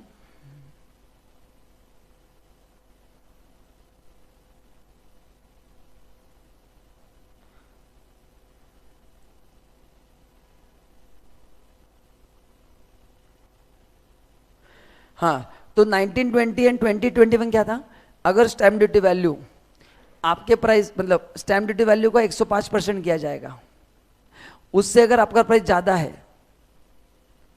है ना, तो फिर आपका लिया जाएगा। लेकिन अगर उससे कम है, मतलब 105% का मार्जिन रखा था, तो स्टैम्प ड्यूटी वैल्यू को 105% करेंगे और उसको आपके अमाउंट से क्या करेंगे, कंपेयर करेंगे, ठीक है। ये था। देन असेसमेंट ईयर 21-22 में जो आपने पढ़ा था वो 110% था, 110% ऑफ स्टैम्प ड्यूटी वैल्यू। तो ये अपन ने ऑलरेडी पढ़ा है। एन अमेंडमेंट अभी हुआ है इन असेसमेंट ईयर 22-23। यस, तो अपन ने जो, आई थिंक आपने जो पढ़ा है वो 110% पढ़ा है। आप जरा बताओ आपने क्या पढ़ा था? 110 पढ़ा है क्या? आई थिंक आपने 110% पढ़ा है। क्या करते थे हम, किसी को याद है क्या? मैं एक बार बताता हूँ क्या होता है, अगर आप भूल गए तो एक न्यूमेरिकल सॉल्व करके बताता हूँ कि अपन असेसमेंट ईयर 21-22 में क्या करते थे।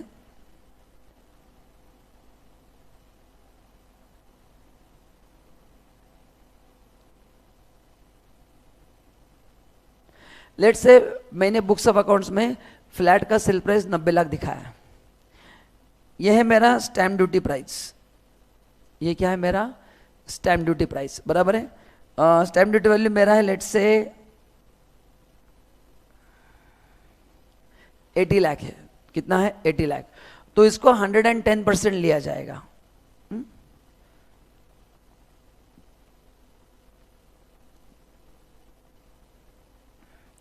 तो ये आएगा 88 लाख और अपना प्राइस कितना है? 90 लाख।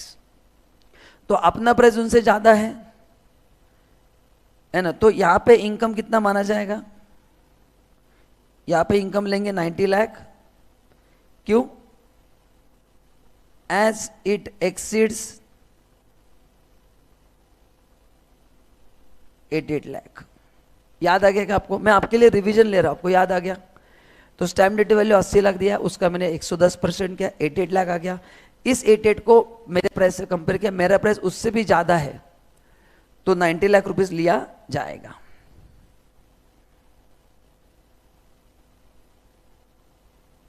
अभी दूसरा एग्जांपल,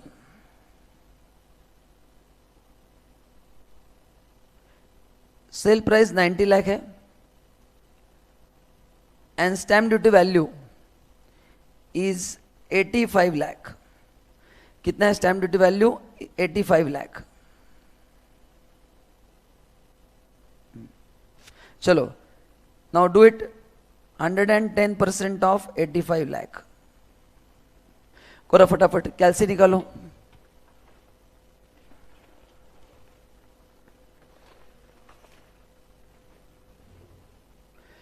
तो 85 इंटू 110%, 93.5 लाख। तो यहां पे गवर्नमेंट का स्टैम्प ड्यूटी वैल्यू जो है वो अपने प्राइस से क्या है? ज्यादा है ना। तो यहां पे इनकम कितना लिया जाएगा?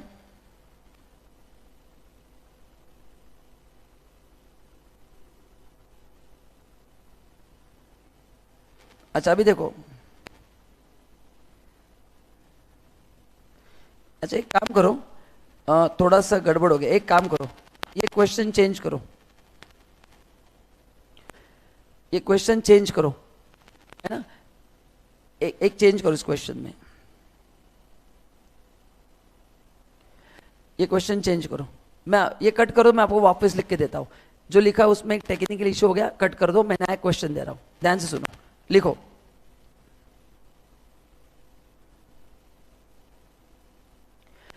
AY 21-22,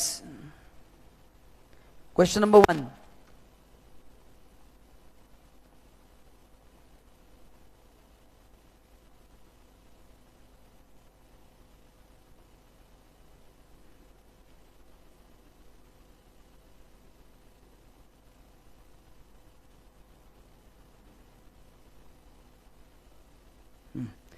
भाई वो लोग कुछ तो कंफ्यूजन हो रहा है, ध्यान दो।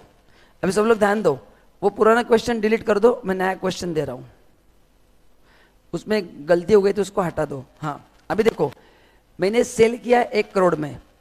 अभी मैंने 2 केसेस दिए। स्टैम्प ड्यूटी वैल्यू है 1.5 CR एंड एक केस में 1.2 CR है। तो 110% मेरे सेल प्राइस का किया जाएगा। वो मैंने गलती से स्टैम्प ड्यूटी वैल्यू का किया था, है ना।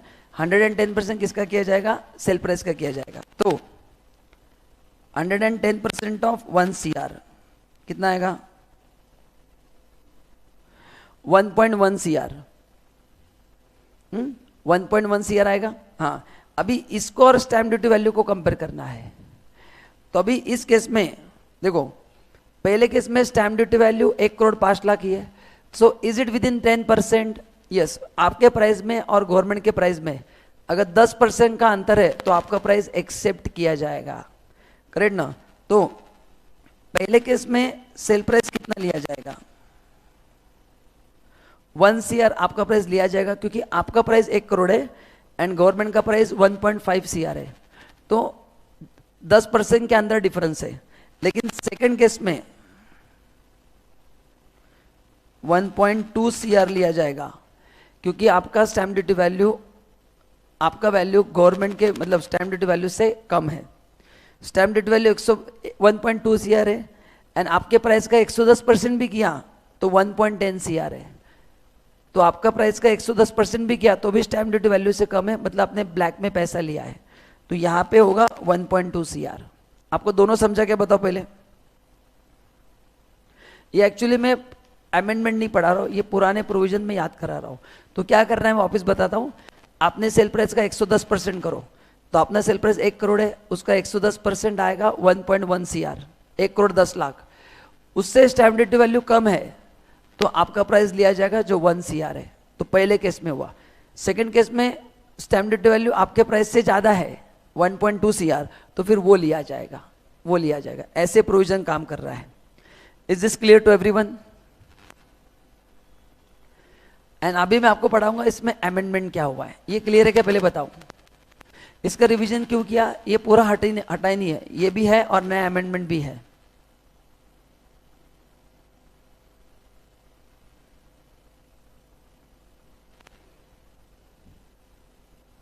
चलो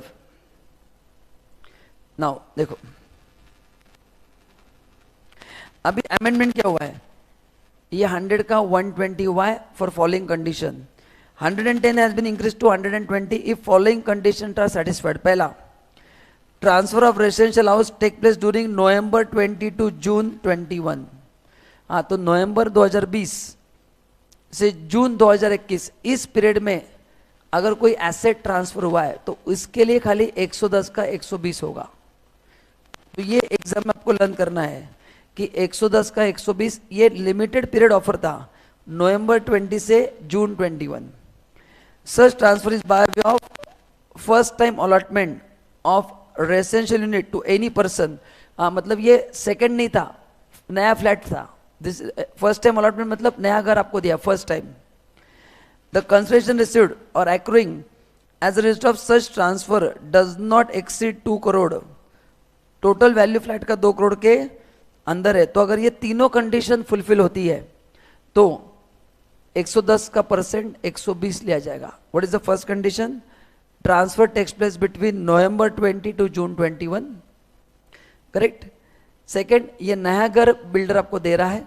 ये कोविड की वजह से गवर्नमेंट ने थोड़े बहुत उनके लिए फेवरेबल अमेंडमेंट्स किए हैं, है ना, ताकि उनको टैक्स देने की जरूरत ना पड़े, है ना, ताकि बिल्डर अगर 120% कर दिया तो बिल्डर को भी अच्छा खासा मार्जिन मिल जाएगा। And value of flat 2 crore के अंदर होना चाहिए। तो अगर ये तीनों कंडीशन एक साथ फुलफिल हो गए तो 110 की जगह कितना लिया जाएगा? 120 लिया जाएगा। ओके, नाउ अभी नेक्स्ट पॉइंट क्या है, ये अपन ने ऑलरेडी पढ़ा है। Where the date of agreement fixing the value of consideration for the transfer of asset and date of registration are not the same। मतलब क्या है?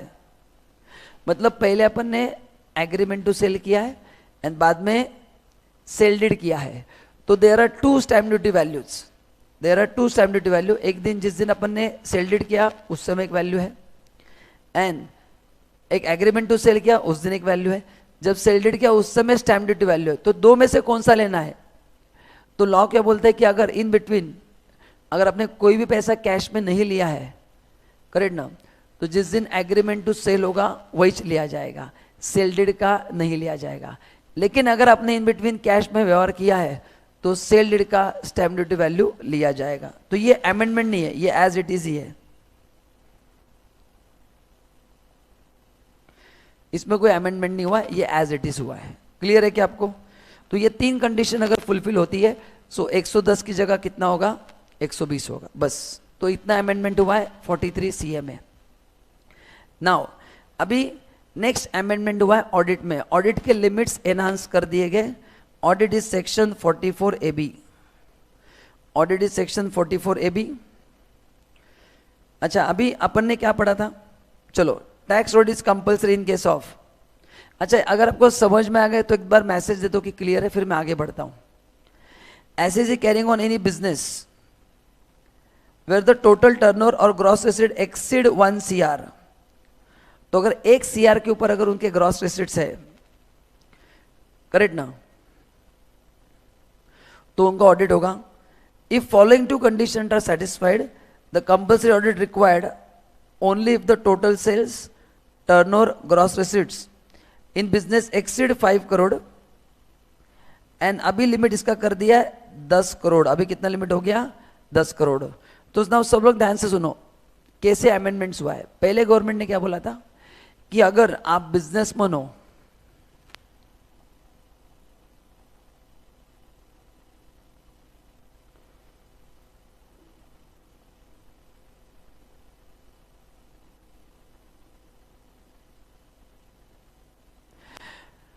तो इनिशियली क्या बोला था कि अगर आपका टर्नओवर 1 करोड़ के ऊपर है या ग्रॉस रिसिट्स 1 करोड़ के ऊपर है तो audit is compulsory.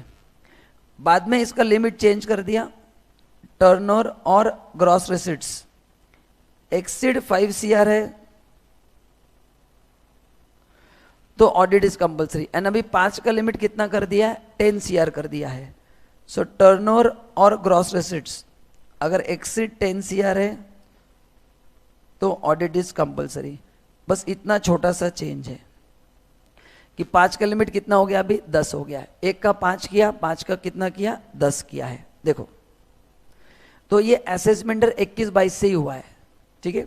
Now but condition क्या है, aggregate of all receipts in cash during the previous year does not exceed 5%, and aggregate cash payment भी 5% से ज्यादा नहीं होने चाहिए। मतलब क्या, देखो नॉर्मली 1 करोड़ के ऊपर है तो ऑडिट होता है, लेकिन अगर आपका टर्नओवर 8 करोड़ है तो ऑडिट नहीं होगा। लेकिन कंडीशन क्या है,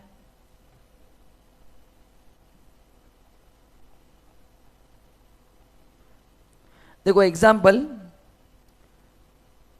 टर्नओवर आपका 8 CR है। अच्छा, ये प्रोविजन बिजनेसमैन के लिए, ये प्रोफेशनल के लिए एप्लीकेबल नहीं, ये खाली मैं बिजनेसमैन के लिए पढ़ा रहा हूँ। प्रोफेशनल के लिए वही लिमिट है 50 लाख, उसमें कुछ भी चेंज नहीं हुआ है। ये प्रोविजन खाली बिजनेसमैन के लिए है। तो ये जो टोटल टर्नओवर 8 करोड़ है, इसका कैश रिसिप्ट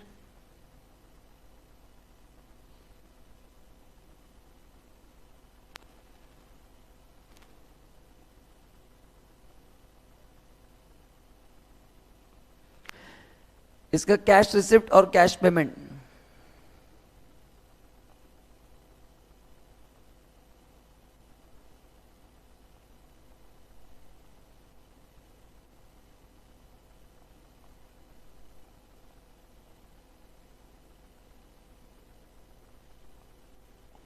तो जो टोटल टर्नओवर है उसका 5% से कम होना चाहिए। तो 8 करोड़ अगर टर्नओवर है तो 8 करोड़ का 5% कितना होगा, 40 लाख। तो कैश रिसिट्स हो या कैश पेमेंट हो, दोनों 40 लाख के अगर अंदर है, मतलब 95% आपके ट्रांजैक्शन ऑनलाइन हो रहे हैं, एंड 5% ही आपका रिसिप्ट हो या एक्सपेंडिचर अगर कैश फॉर्म में है, तो फिर आपको ऑडिट करने की जरूरत नहीं। लेकिन 5% से ऊपर गया तो फिर ऑडिट करना ही पड़ेगा, क्योंकि टेक्निकली 1 CR के ऊपर ही ऑडिट लगता है। बट अगर आपके 95% ट्रांजैक्शन ऑनलाइन मोड में हो रहे हैं एंड 5% कैश मोड में हो रहे हैं, तो गवर्नमेंट ने कहा ठीक है, क्योंकि गवर्नमेंट को पता है कि 100% कैश हो ही नहीं सकता, 100% ऑनलाइन हो ही नहीं सकता। Is this clear to everyone? तो ये 10 करोड़ का लिमिट खाली बिजनेसमैन के लिए, प्रोफेशनल के लिए कोई चेंज नहीं, वो अभी भी 50 लाख ही है। Is this clear to everyone?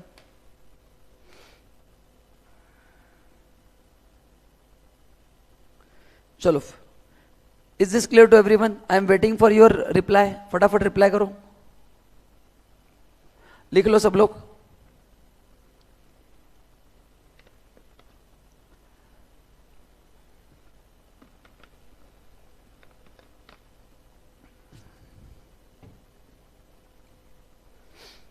चलो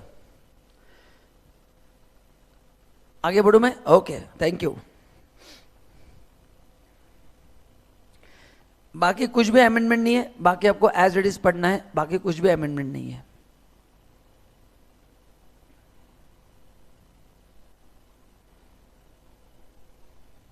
ग्रेट। अब नेक्स्ट इज कैपिटल गेन। तो पीजीपीपी में 2-3 अमेंडमेंट्स मैंने पढ़ा दिए। अभी कैपिटल गेन में एक छोटा सा अमेंडमेंट हुआ है, ध्यान से सुनना। ये मैंने आपको अभी बताया था, बताऊं? सेक्शन 45(1)(b) यूलिप याद है ना? तो ये अपन ने ऑलरेडी चैप्टर 3 में पढ़ा था। क्या पढ़ा था? कि अगर 1 फरवरी 2021 के बाद अगर मैं यूलिप पॉलिसी लेता हूं एंड अगर उसका प्रीमियम एनुअल 2.5 लाख के ऊपर है, कभी भी 1 साल भी अगर 2.5 लाख के ऊपर गया, और मैंने कहा था उसमें आप टॉपअप कर सकते हैं, या एग्रीगेट पॉलिसी का प्रीमियम 2.5 लाख के ऊपर है, तो उसका मैच्योरिटी टैक्सेबल है। एंड अगर वो टैक्सेबल है तो एज पर कैपिटल गेन यहां पे टैक्सेबल होगा। तो वही दिया, कुछ भी नया नहीं है। तो ये भी क्वेश्चन है कि कौन से साल का इनकम माना जाएगा? जिस साल मिलेगा उस साल का इनकम माना जाएगा। एंड इसका वर्किंग होगा एज पर सेक्शन, इसका टैक्स रेट होगा एज पर 112A। सो 112A क्या है अपन ने ऑलरेडी पढ़ा है, उसके हिसाब से टैक्स रेट होगा। So what is the tax rate under 112A? 1 lakh तक एग्जेम्प्ट होगा, उसके ऊपर 10% लगेगा। उसके ऊपर क्या लगेगा? 10% लगेगा। Is this clear? तो बताओ, सेक्शन 45(1) भी क्लियर? अपन ने ऑलरेडी पढ़ा था, वो मैंने वापस यहाँ पे भी कवर्ड किया है ताकि आपका कंफ्यूजन ना हो कि सर ये आपने नहीं पढ़ा है। तो ये सेम पॉइंट ऑलरेडी कवर्ड। अच्छा, ये लर्न करना, ये टैक्सेबल कब है? In the year of receipt.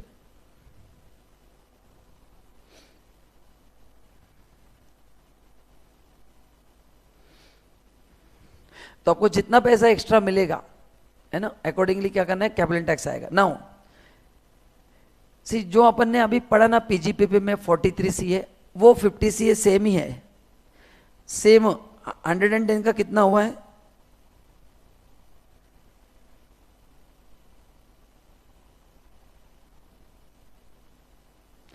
तो ये आपने नहीं पढ़ा तो भी चलेगा, इसको कट कर दो। 50C वही है जैसे अपन ने पढ़ा ना, 110 का 120 हुआ है। तो ये नहीं पढ़ा तो भी चलेगा, छोड़ दो। मैं आपको नेक्स्ट लेक्चर में बताऊंगा इसको पढ़ना है कि नहीं, अभी मत पढ़ो। I explain next lecture. चलो, ये क्लियर है क्या? हाँ, तो इसके आप अभी होल्ड पे रखो, मैं आपको अगले लेक्चर में बता दूं इसका क्या करना है। नाउ देन कैपिटल गेन में और एक अमेंडमेंट हुआ है, section 54GB and corresponding amendment 80IAC में भी हुआ है। अच्छा, 54 जो ये था है ना, 54GB 54GB में अगर आपको याद है, ये लास्ट सेक्शन था जहां पे आप घर बेच के आपको जो कैपिटल गेन होगा, अगर आप उसमें से एलिजिबल बिजनेस स्टार्ट करते हो, स्टार्टअप, तो आपको बेनिफिट होगा। अगर आपको याद है, याद करो 54GB। It is applicable for sale of residential house property.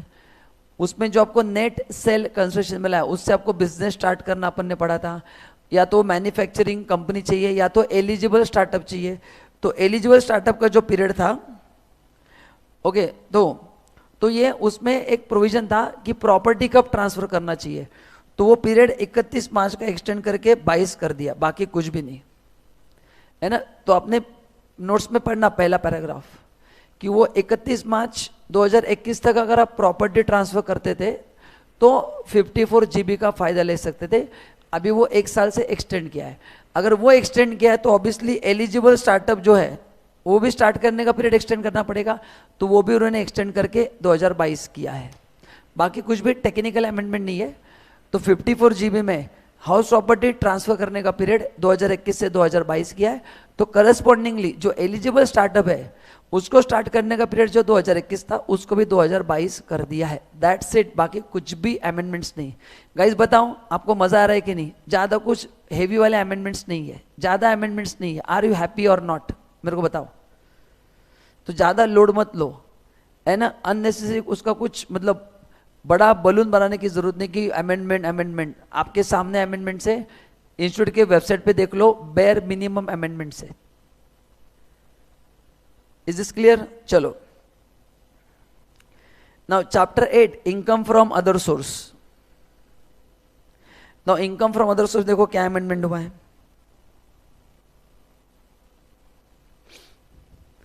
अच्छा, उसमें जो कैटेगरी सी था ना, एनी इमूवेबल प्रॉपर्टी, है ना। अच्छा, कैटेगरी सी क्या था, याद करो इमूवेबल प्रॉपर्टी का। If it is sold for इनएडिक्वेट consideration and if stamp duty value 110% of, याद है ना, एक्सीड 50,000, हाँ, तो उसमें एक अमेंडमेंट हुआ है। ये वही अमेंडमेंट है जो अपन ने अभी पढ़ा है। तो यहां पे 10 का 20 कर दिया है, वही है जो अपन ने पढ़ा अभी, अपन ने पढ़ा ना अभी 43 CA में सेम गिफ्ट के लिए कर दिया है। तो इस पीरियड में आपको एसेट किसी ने गिफ्ट किया है, करेक्ट ना। एंड आपने जो पैसा दिया वो 2 करोड़ के अंदर है, तो 10% की जगह कितना किया जाएगा, 20% किया जाएगा। 10% का कितना किया जाएगा, 20%। मैं बताता हूं क्या है। पहले अपन पढ़ते हैं बिफोर अमेंडमेंट क्या था। आपको एक एग्जांपल दिखाता हूं। गिफ्ट,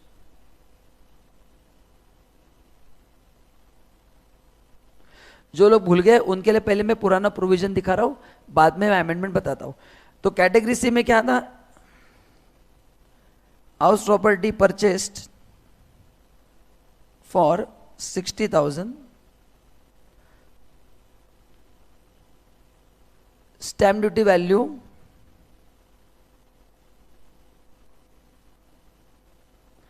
1,22,000। तो मैंने घर परचेस किया है 60,000 में, जिसका स्टैम्प ड्यूटी वैल्यू 1,22,000 है। तो बिफोर अमेंडमेंट हम क्या करते थे, मेरे प्राइस का 110% हम लेते थे, तो 110% ऑफ 60,000 जो आ रहा है 66,000। फिर इसको हम कंपेयर करते थे स्टैम्प ड्यूटी वैल्यू से। तो is stamp duty value greater than 110%, that is 66,000, yes.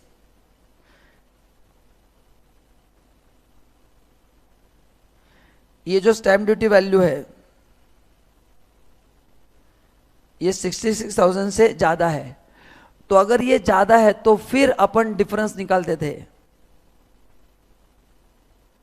Difference कौन सा निकालते थे, stamp duty value minus sale price. हाँ, 66 एक कंडीशन था, स्टैम्प ड्यूटी वैल्यू 1/22 है, सेल प्राइस 60 है। तो अगर ये डिफरेंस ग्रेटर देन 50,000 है तो फिर वो टैक्सेबल होता था। एंड यहां पे डिफरेंस है 62,000 है, तो ये आएगा इनकम।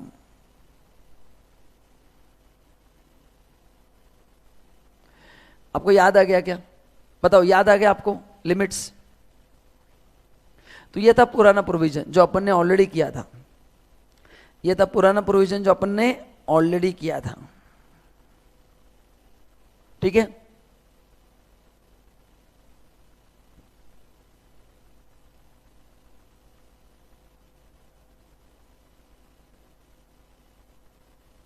ओके, नाउ अब इसमें अमेंडमेंट क्या हुआ है, 110 का 120 हुआ है आफ्टर अमेंडमेंट।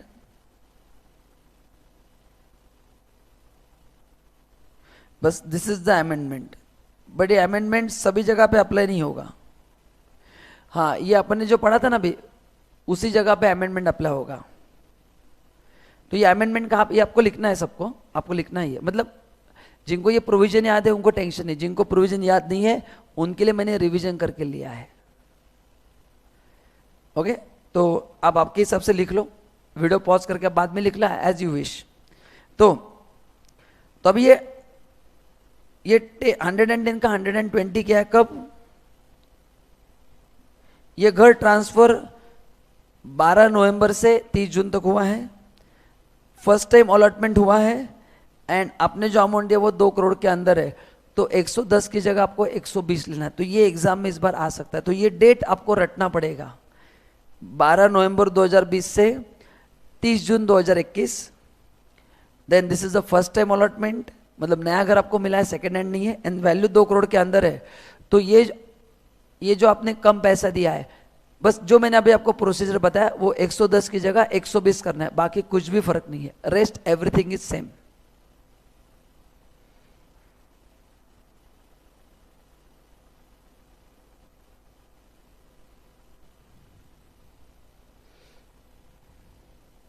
चलो next, now clubbing of income में कोई अमेंडमेंट नहीं है, सेट ऑफ कैरी फॉरवर्ड में कोई अमेंडमेंट नहीं है, डिडक्शन में अमेंडमेंट है। तो गाइस इमेजिन करो, अपन लगभग 1 घंटा 20 मिनट में अपन लगभग चैप्टर 11 तक पहुंच गए, है ना। एंड मैंने सभी अमेंडमेंट्स आपको आराम से पढ़ा है।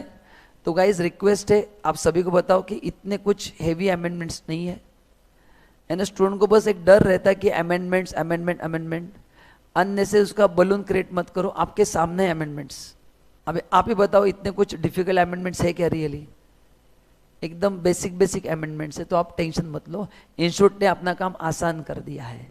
आगे मैं बता रहा हूँ, अपन इंस्टीट्यूट के हिसाब से अमेंडमेंट पढ़ रहे हैं, है ना। जितना रिक्वायर्ड है उतना ही पढ़ रहे हैं। ग्रेट, चलो डिडक्शन में अमेंडमेंट क्या हुआ है? सेक्शन 80 EEE याद करो। अगर आपने हाउसिंग लोन लिया अंडर सेक्शन 80 EEE, तो अपन ने पढ़ा था कि 24B में जो 2 लाख मिल रहा था वो तो मिलेगा, प्लस यहाँ पे एडिशनल 1.5 लाख मिलेगा, यहाँ पे एडिशनल 1.5 लाख मिलेगा, अगर आपको याद है तो। करेक्ट ना? मतलब हाउस प्रॉपर्टी के लिए 2 जगह पे डिडक्शन है। सेक्शन 24B में 2 लाख तो था ही, यहाँ पे 1.5 लाख का लिमिट था। तो अपन पहले पुराने प्रोविजन रिवाइज करते हैं, फिर मैं आपको बताता हूँ अमेंडमेंट। चाहिए पुराने प्रोविजन थोड़े रिवाइज करते हैं। 80 EA provide that deduction up to 1,50,000 in respect of interest on loan taken for residential property from any financial institution, subject to condition that loan has been sanctioned during the period beginning from April 19 to March 21। हाँ, मतलब ये अगर आपका loan sanction 1 अप्रैल 2019 से 31 मार्च 2021 में हुआ है, तो उस पे जो इंटरेस्ट होगा वो यहाँ पे 1.5 लाख मिलेगा और वहाँ पे 2 लाख मिलेगा, मतलब 3.5 लाख की बचत हो सकती है। तो ये जो 2021 था इसको 2022 कर दिया है। That's it, this is the small amendment. तो ये 2021 का कितना कर दिया है? 2022 कर दिया है। 2021 का कितना कर दिया है? 2022 कर दिया है। Is this clear to everyone? है ना, बाकी सब सेम ही है। बाकी कंडीशन एज इट इज अपने नोट्स में से पढ़ना है कि घर का वैल्यू याद है ना 45 लाख के ऊपर नहीं होना चाहिए, ये आपका पहला घर होना चाहिए। लोन सैंक्शन, तो लोन सैंक्शन का जो पीरियड है वो कंस्ट्रक्शन सेक्टर को बूस्ट करने के लिए गवर्नमेंट ने 2021 से 2022 कर दिया, बस that is the only simple amendment. Then 80 IBA।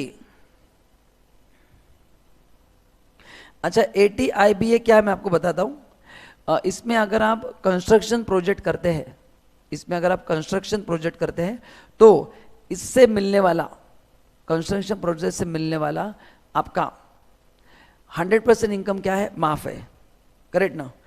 But उसके लिए कंडीशन क्या थी कि आपका प्रोजेक्ट जो, जैसे मैं पुणे में रहता हूं तो यहाँ पे जो म्यूनिसिपैलिटी है, जो कंसर्न अथॉरिटी है, उन्होंने अपना प्रोजेक्ट इस पीरियड में अप्रूव करना चाहिए। कौन से पीरियड में अप्रूव करना चाहिए? 1 जून 2016 से 31 मार्च 2021, इस पीरियड में वो लोन क्या होना चाहिए? सैंक्शन होना चाहिए, है ना। इस पीरियड में क्या होना चाहिए? वो लोन सैंक्शन होना चाहिए, बराबर है। तो ये पीरियड एक्सटेंड करके 2022 किया गया है। ये पीरियड एक्सटेंड करके कितना किया गया है? 2022 किया गया। बाकी कुछ भी चेंज नहीं है, बाकी सब एज इट इज है।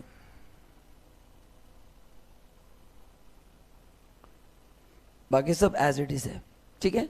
तो ये 80 IBA में जो प्रोजेक्ट का अप्रूवल पीरियड था 2021 से 2022 किया गया है। एंड नाउ चैप्टर 12 देखेंगे, TDS TCS। ये लास्ट अमेंडमेंट होगा। उसके बाद एक जो असेसमेंट प्रोसेस, उसमें इस बार फेसलेस असेसमेंट करके आया है, जो मैं आपको डिटेल में पढ़ाऊंगा, क्योंकि वो अमेंडमेंट नहीं, पूरी नई चीज़ है। तो लगभग वो 1-1.5 घंटे का लेक्चर होगा, वो अपन अगले सेशन में कवर करेंगे। तो अगला सेशन आपके लिए बहुत ज़्यादा इंपॉर्टेंट है, क्योंकि ये जो मैंने आपको अमेंडमेंट्स पढ़ा है वो ऑलरेडी पढ़ चुके थे, थोड़े बहुत चेंजेस हैं। बट अगले सेशन में जो मैं आपको पढ़ाने वाला हूँ, फेसलेस असेसमेंट, अपने टीवी पे सुना रहेगा, बहुत बड़ा अमेंडमेंट है and it is very important, and उस पर क्वेश्चंस आने ही वाले हैं। यस, तो next lecture is going to be I think more important, क्योंकि सभी चीज़ें आपको नहीं पढ़नी है. So I request everyone to attend next lecture. मैं ग्रुप पे आपको अपडेट कर दूंगा जैसे मैंने आज किया था, अकॉर्डिंगली आपको आना है. मैं इमीडिएटली 1-2 दिन में लेने वाला हूँ, बस I have to manage my all the classes. So मैं आपको ग्रुप में 1 दिन पहले इन्फॉर्म कर दूंगा. That is my promise, don't worry. और मैंने कहा है कि अमेंडमेंट लेना मेरी जिम्मेवारी है, तो आपको टेंशन लेने की जरूरत नहीं है ना. मैं आपके साथ हूँ. आपको amendment, test series, revision notes, charts, MCQ के 500 वो सब मैं कराने वाला हूँ. मैंने आपको लिख के दिया है. So I am fully aware, आप निश्चिंत रहो. चलो, नाउ TDS एंड TCS में 2 नए सेक्शन ऐड किए गए. अच्छा, अभी काफी लोगों ने वो कोविड के समय पढ़ा रहेगा, तो TDS के रेट 13 मई के बाद बदल गए थे. अभी वो पुराने रेट एप्लीकेबल हो गए वापस 1 अप्रैल 2021 से, क्योंकि काफी बच्चों के मेरे को व्हाट्सएप पे मैसेज आए थे कि सर वो रेट्स जो चेंज हुए थे वो खाली 20-21 कोविड के लिए थे. आपको याद है ना, 13 मई के बाद 10 का 7.5 किया था, 5 का 3.75 किया था. वो अभी सभी रेट एज यूजुअल हो गए. तो 1 अप्रैल 2021 से जो TDS के पुराने रेट्स थे 13 मई के पहले, वो एज इट इज अप्लाई हो गए. तो उसके लिए वापस पूरा पढ़ने की जरूरत नहीं है, बस वो रेट्स एज इट इज होंगे. नाउ अभी नया सेक्शन ऐड किया गया है, deduction of tax in case of specified senior citizen. तो सेक्शन 194P ऐड किया गया है.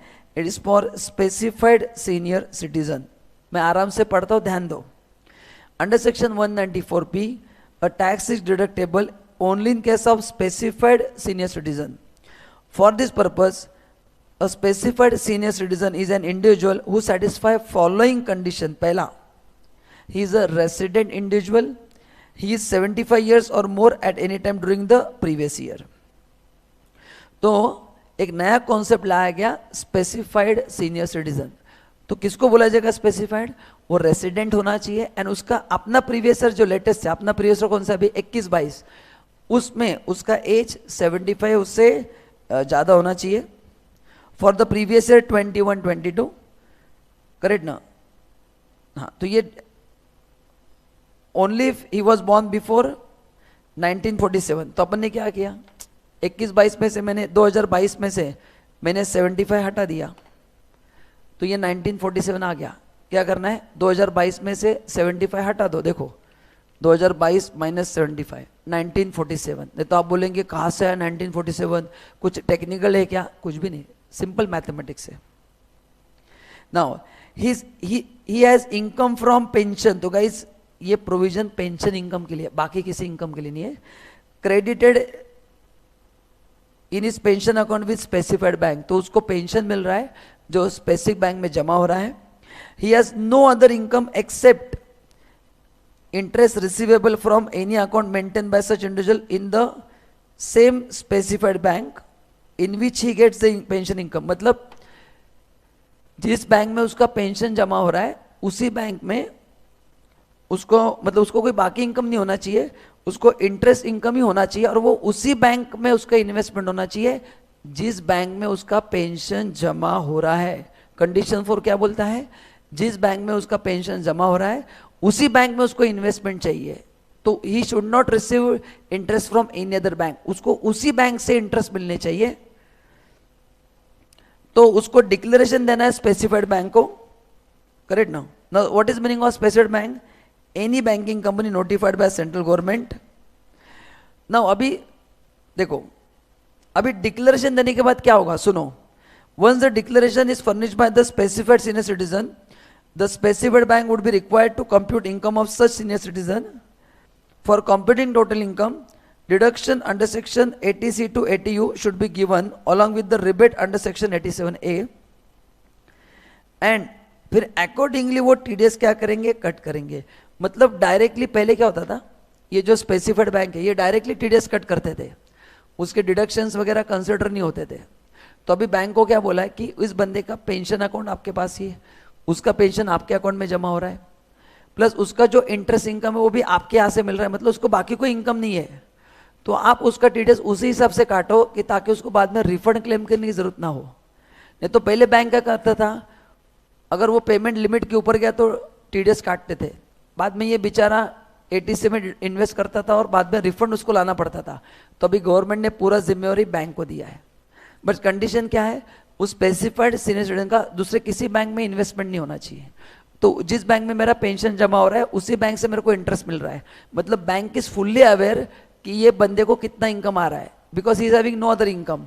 तो उससे डिक्लेरेशन लेंगे, उसके एटीसी टू एटीयू के डिडक्शन हटाएंगे, एटीसी होने का रिबेट अप्लाई करेंगे, उसके बाद ही उसका जितना रिक्वायर्ड है उतना ही टीडीएस कट करेंगे, ताकि उस बेचारे को अबव 75 रिफंड के लिए जाना ना पड़े डिपार्टमेंट के पास। So this is the amendment. अच्छा, ये बैंक कब टीडीएस काटेगी अभी तक क्लेरिफाई नहीं हुआ है, तो ये ऐसे ही पढ़ लो आप, ठीक है। एंड द मेन एडवांटेज क्या, देखो ये उसको रिटर्न फाइल करने की जरूरत नहीं है, क्योंकि उसका पूरा इनकम बैंक ने कंसिडर किया है, एटीसी टू एटीयू भी कंसिडर कर लिया है, रिबेट भी कंसिडर कर लिया है, उसके हिसाब से टीडीएस काटा है, तो इस बंदे को रिटर्न फाइल करने की जरूरत नहीं है। तो मतलब गवर्नमेंट ने जो वेरी सीनियर सिटीजन है अबव 75 उनका काफी सारा कंप्लायंस का समय खत्म कर दिया, मतलब बैंक को पूरा करना है, मतलब बैंक रिटर्न फाइल नहीं करेगी बट इनको रिटर्न फाइल करने से मुक्त कर दिया है। पहले क्या होता था, सीनियर सिटीजन को वो रिफंड क्लेम करने के लिए रिटर्न फाइल करना पड़ता था, क्योंकि बैंक एटीसी कंसिडर नहीं करता था। बैंक को बोला कि भाई ये सीनियर सिटीजन है, एज 75 के ऊपर है, उसका टीडीएस बंद रहा है तो ही काटो, नहीं तो मत काटो, ताकि आप जब भर देंगे तो उसको रिटर्न फाइल करने की जरूरत नहीं पड़ेगी। एक्स्ट्रा डिपॉजिट मत करो, don't ask him to get refund, उसका एज देखो।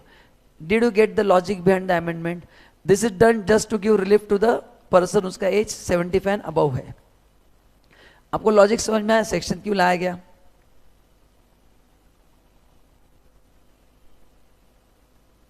चलो, I want answer from everyone.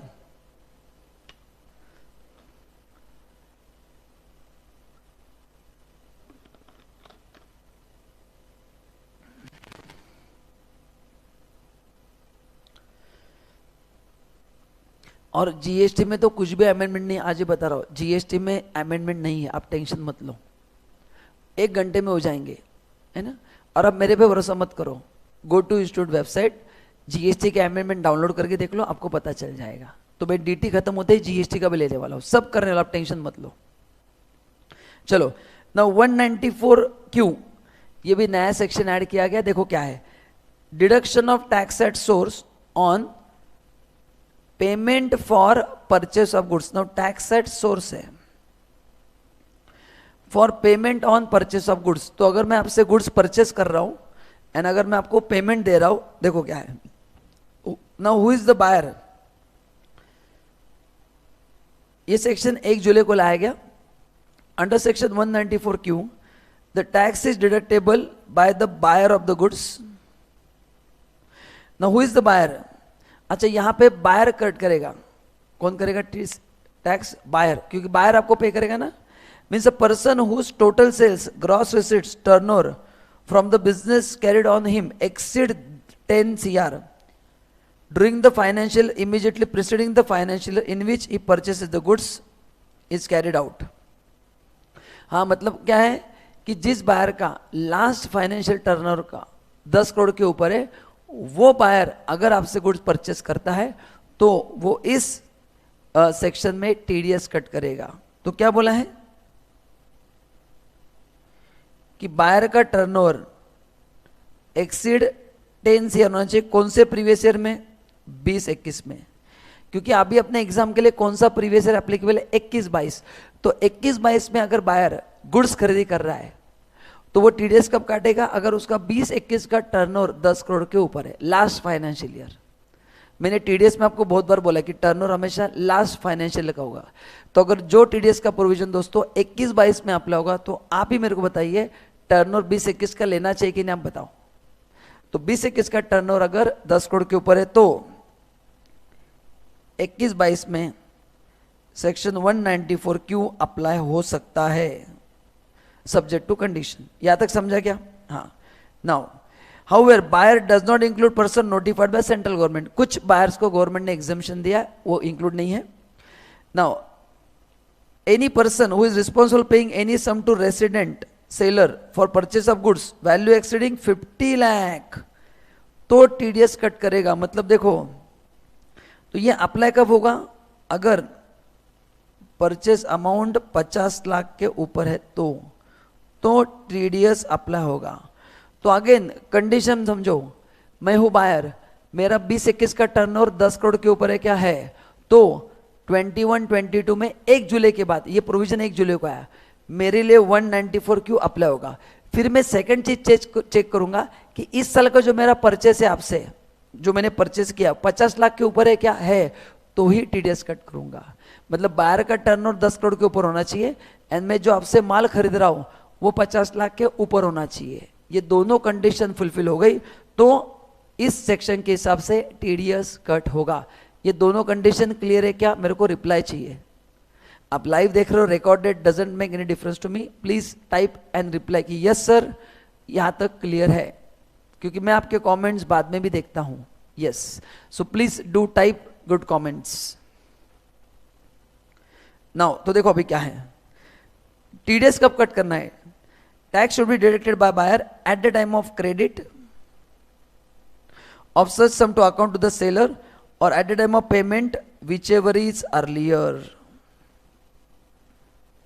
whichever is earlier। मतलब मैंने आपके 55 लाख के आपसे हमने गुड्स लिए तो eight the time of payment और क्रेडिट whichever is earlier, ठीक है। ये आगे कुछ काम का नहीं है। Know what is the rate, 0.1%।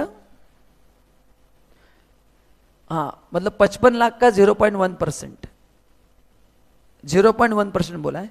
And अगर पैन नहीं दिया तो 5%, पैन नहीं दिया तो 5%। तो अगर मैंने आपसे परचेस किया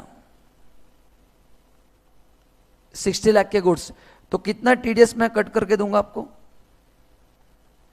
0.1% ऑफ 60 लाख। अपन ने टीडीएस में पढ़ा है कि 50 लाख के ऊपर गया तो पूरे अमाउंट पे कट होता है, वो बेसिक्स नहीं भूलना है। तो 60 लाख का 0.1%,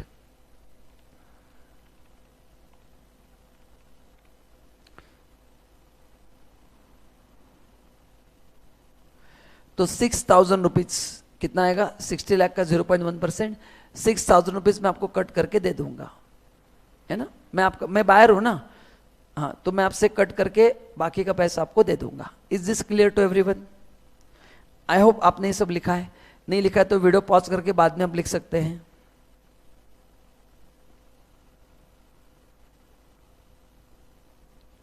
अच्छा ना, कौन से केसेस में टीडीएस कट नहीं होगा, देखो पहला, if tax is deducted under any other section, हाँ मतलब इसी ट्रांजैक्शन के लिए किसी और सेक्शन में अगर टीडीएस कट हो रहा है तो यहां पे टीडीएस कट नहीं होगा। एंड अगर आप उसके ऊपर टीसीएस कलेक्ट कर रहे हैं ना, what is TCS, tax collected by seller.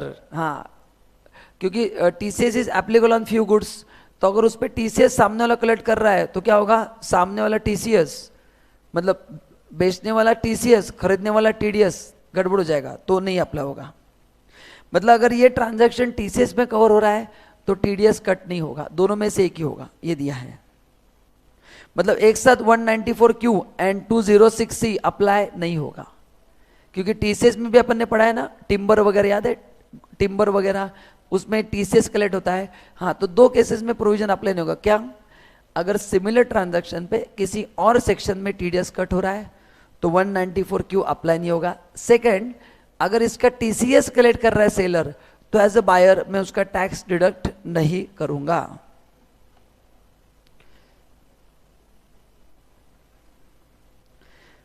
ठीक है। एंड इसमें दिया कि अगर कुछ गवर्नमेंट को लगता है कि कुछ डिफिकल्टी है इंप्लीमेंट करने के लिए तो गवर्नमेंट बाद में उसको क्लेरिफाई करेगी, उसके लिए आपको गाइडलाइन दिए जाएंगे। तो बताओ ये दोनों सेक्शंस क्लियर है क्या? सब लोग टाइप करो कि yes sir 194Q is clear, and doubt है तो वो भी भेजो। I want reply from everyone, live देख रहे, रिकॉर्डेड देख रहे, प्लीज रिप्लाई। आप रिप्लाई देते तो हमको पढ़ाने में अच्छा लगता है। चलो लिखो 194Q क्लियर है। मैं आपके कमेंट्स बाद में पढ़ने वाला हूं, क्योंकि क्या होता है पढ़ाते समय ऐसा होता है कि मैंने आपके कुछ क्वेश्चन मिस कर दिए। So later on as and when I will get time I will reply all your questions, so please make sure you type everything. Great. Now okay, now एक नया सेक्शन और एक ऐड हुआ है इसी chapter में, 206 AB। ये 1 जुलाई से ऐड हुआ है। देखो 206 AB is applicable if amount paid और payable to specified person. Now who is specified person?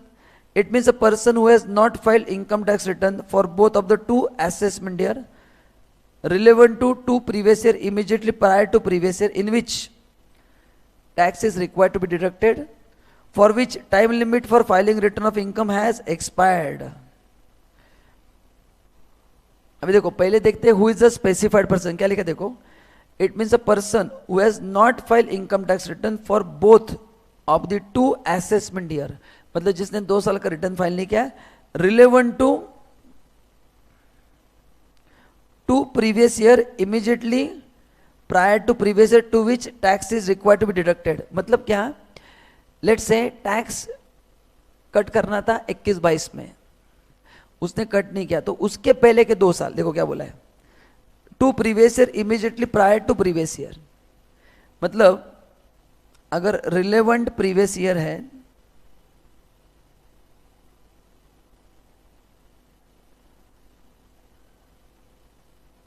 इक्कीस 22, अभी उसके पहले के 2 साल, तो उसके पहले का पहला साल क्या होगा, 20-21 एंड 19-20।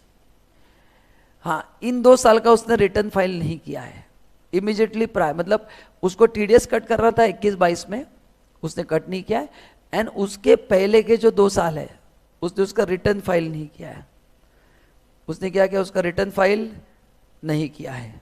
ठीक है, The aggregate of tax deducted at source and collected in this case is 50,000 or more in each of the 2 previous year। मतलब क्या है, बोलो। मतलब उसको जो अपने को टैक्स उस साल डिडक्ट करना था या उसको कलेक्ट करना था वो 50,000 से ज्यादा है, करेक्ट ना। तो a specified person may be resident or non-resident, however specified person shall not include non-resident who does not have permanent establishment in India। मतलब ये specified person resident भी हो सकता है, नॉन रेसिडेंट भी हो सकता है, लेकिन उसमें वो नॉन रेसिडेंट कवर्ड नहीं है जिनका इंडिया में परमानेंट एस्टेब्लिशमेंट नहीं है। ठीक है, consequence, if deduct is a specified person, if a person is required to deduct tax in respect of such payment, then tax is deductible at the twice rate applicable or at the rate of 5% whichever is higher। हाँ, मतलब अगर आपने 2 साल का return file नहीं किया है, okay, तो मैं आपका टीडीएस जो नॉर्मल रेट है उसका डबल और 5% whichever is higher से मैं कट करूंगा, क्योंकि आपने पहले 2 साल का रिटर्न फाइल नहीं किया, मतलब आप इनकम टैक्स का कंप्लेंस आप नहीं कर रहे हो, तो मैं आपको जो पेमेंट करूंगा तो जो नॉर्मल रेट है उसका डबल या 5% whichever is higher उतना कट करूंगा। बट ये प्रोविजन कब अप्लाई नहीं होगा, this provision not applicable if, अगर आपका टीडीएस इन सेक्शन में कट हो रहा है तो ये प्रोविजन अप्लाई नहीं होगा।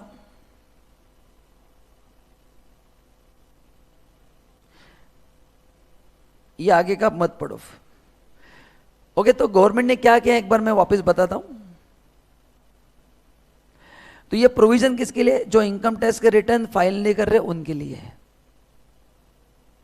है ना। तो जो लोग इनकम टैक्स रिटर्न फाइल नहीं कर रहे, कौन से, जैसे मैं आपको 21-22 में पेमेंट कर रहा हूं, आपने 2 साल के रिटर्न लास्ट 2 साल के फाइल नहीं किए, तो देखो it means person who has not filed the return for 2 assessment years, correct ना। ओके, एंड मैंने आपका जो टीडीएस कट किया है, देखो aggregate of tax deducted and collected 50,000 और more in each of the 2 previous year, मतलब लास्ट 2 ईयर में मैंने आपका जो टीडीएस कट किया वो 50,000 से ज्यादा है ना। 50,000 से क्या है, ज्यादा है, मतलब पहले 2 साल में 50,000 से मैंने आपका ज्यादा टीडीएस कट करके गवर्नमेंट को भरा है, लेकिन आप रिटर्न फाइल नहीं कर रहे हो, क्योंकि आप रिटर्न फाइल करोगे तो आपको बचाव टैक्स देना पड़ेगा, इसलिए आपने रिटर्न फाइल नहीं किया है, आपका खाली मैं टीडीएस कट करके भर रहा हूं। तो इस साल मैं आपको जो पेमेंट करूंगा अभी 21-22 के बाद, तो मैं आपका टीडीएस डबल रेट से काटूंगा, तो जो नॉर्मल रेट है उसका डबल या 5%, देखो क्या बोला है, कितना कट होगा, ट्वाइस द रेट एप्लीकेबल और 5% विच इज हाइयर उतना मैं टीडीएस, ज़्यादा टीडीएस मैं आपका कट करूंगा, क्योंकि आप रिटर्न फाइल नहीं कर रहे हो, तो मैं ही आपका टैक्स कट करके पूरा गवर्नमेंट को दे दूंगा। क्लियर है? तो फाइनली मैं कंक्लूड करता हूं कि आप स्पेसिफाइड पर्सन हो, मतलब क्या हो, आपने 2 साल के रिटर्न, लास्ट 2 साल के 21-22 नहीं, उसके पहले 2 साल के रिटर्न फाइल नहीं किए हैं। उन 2 साल में मैंने आपको जो पेमेंट किया है उसका टीडीएस 50,000 से ज़्यादा है जो मैंने गवर्नमेंट को भरा है। ओके, तो 21-22 में जब मैं आपका टीडीएस ये करूंगा तो क्या करूंगा, मैं ज़्यादा डबल रेट से कट करूंगा। एंड सेम फॉर वैसे ही है, टीसीएस के लिए था, ऊपर का था टीडीएस के लिए, and TDS is the responsibility of pair and TCS is the responsibility of seller. तो सेलर को भी वही बोला गया, सेम प्रोविजन है, सेम करेक्ट ना। तो जो लोग इनकम टैक्स रिटर्न फाइल नहीं कर रहे, फिर वो टीडीएस हो या मतलब, है ना, तो उनके लिए जब मैं टीडीएस काटूंगा तो ज्यादा रेट से काटूंगा एंड टीसीएस भी ज्यादा कलेक्ट होगा। ठीक है,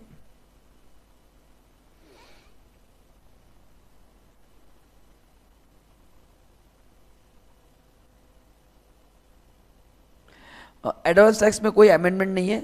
हाँ, इसमें बहुत सारे अमेंडमेंट्स हुए हैं जो आपको मैं अगले लेक्चर में कंप्लीट करने वाला हूँ।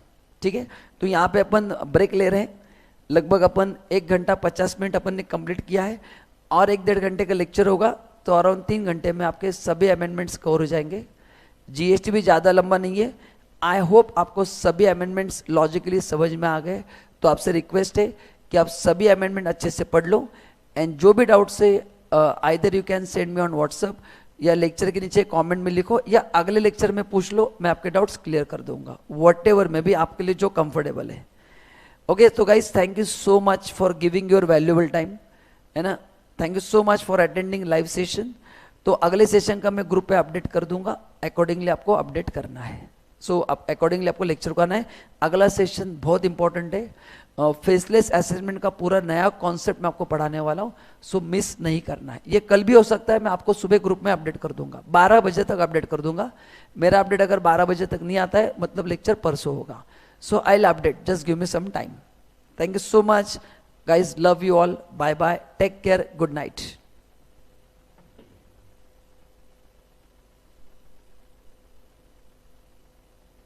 चलो guys, so thank you so much, है ना, थैंक यू सो मच। मैं आपके कमेंट्स पढ़ रहा हूँ, and if any doubt is left from my side I will try to answer. Thank you so much. And अगर आपको सेशन अच्छा लगा तो वीडियो को लाइक करना एंड 2-4 अच्छे कमेंट टाइप कर देना। Thank you so much.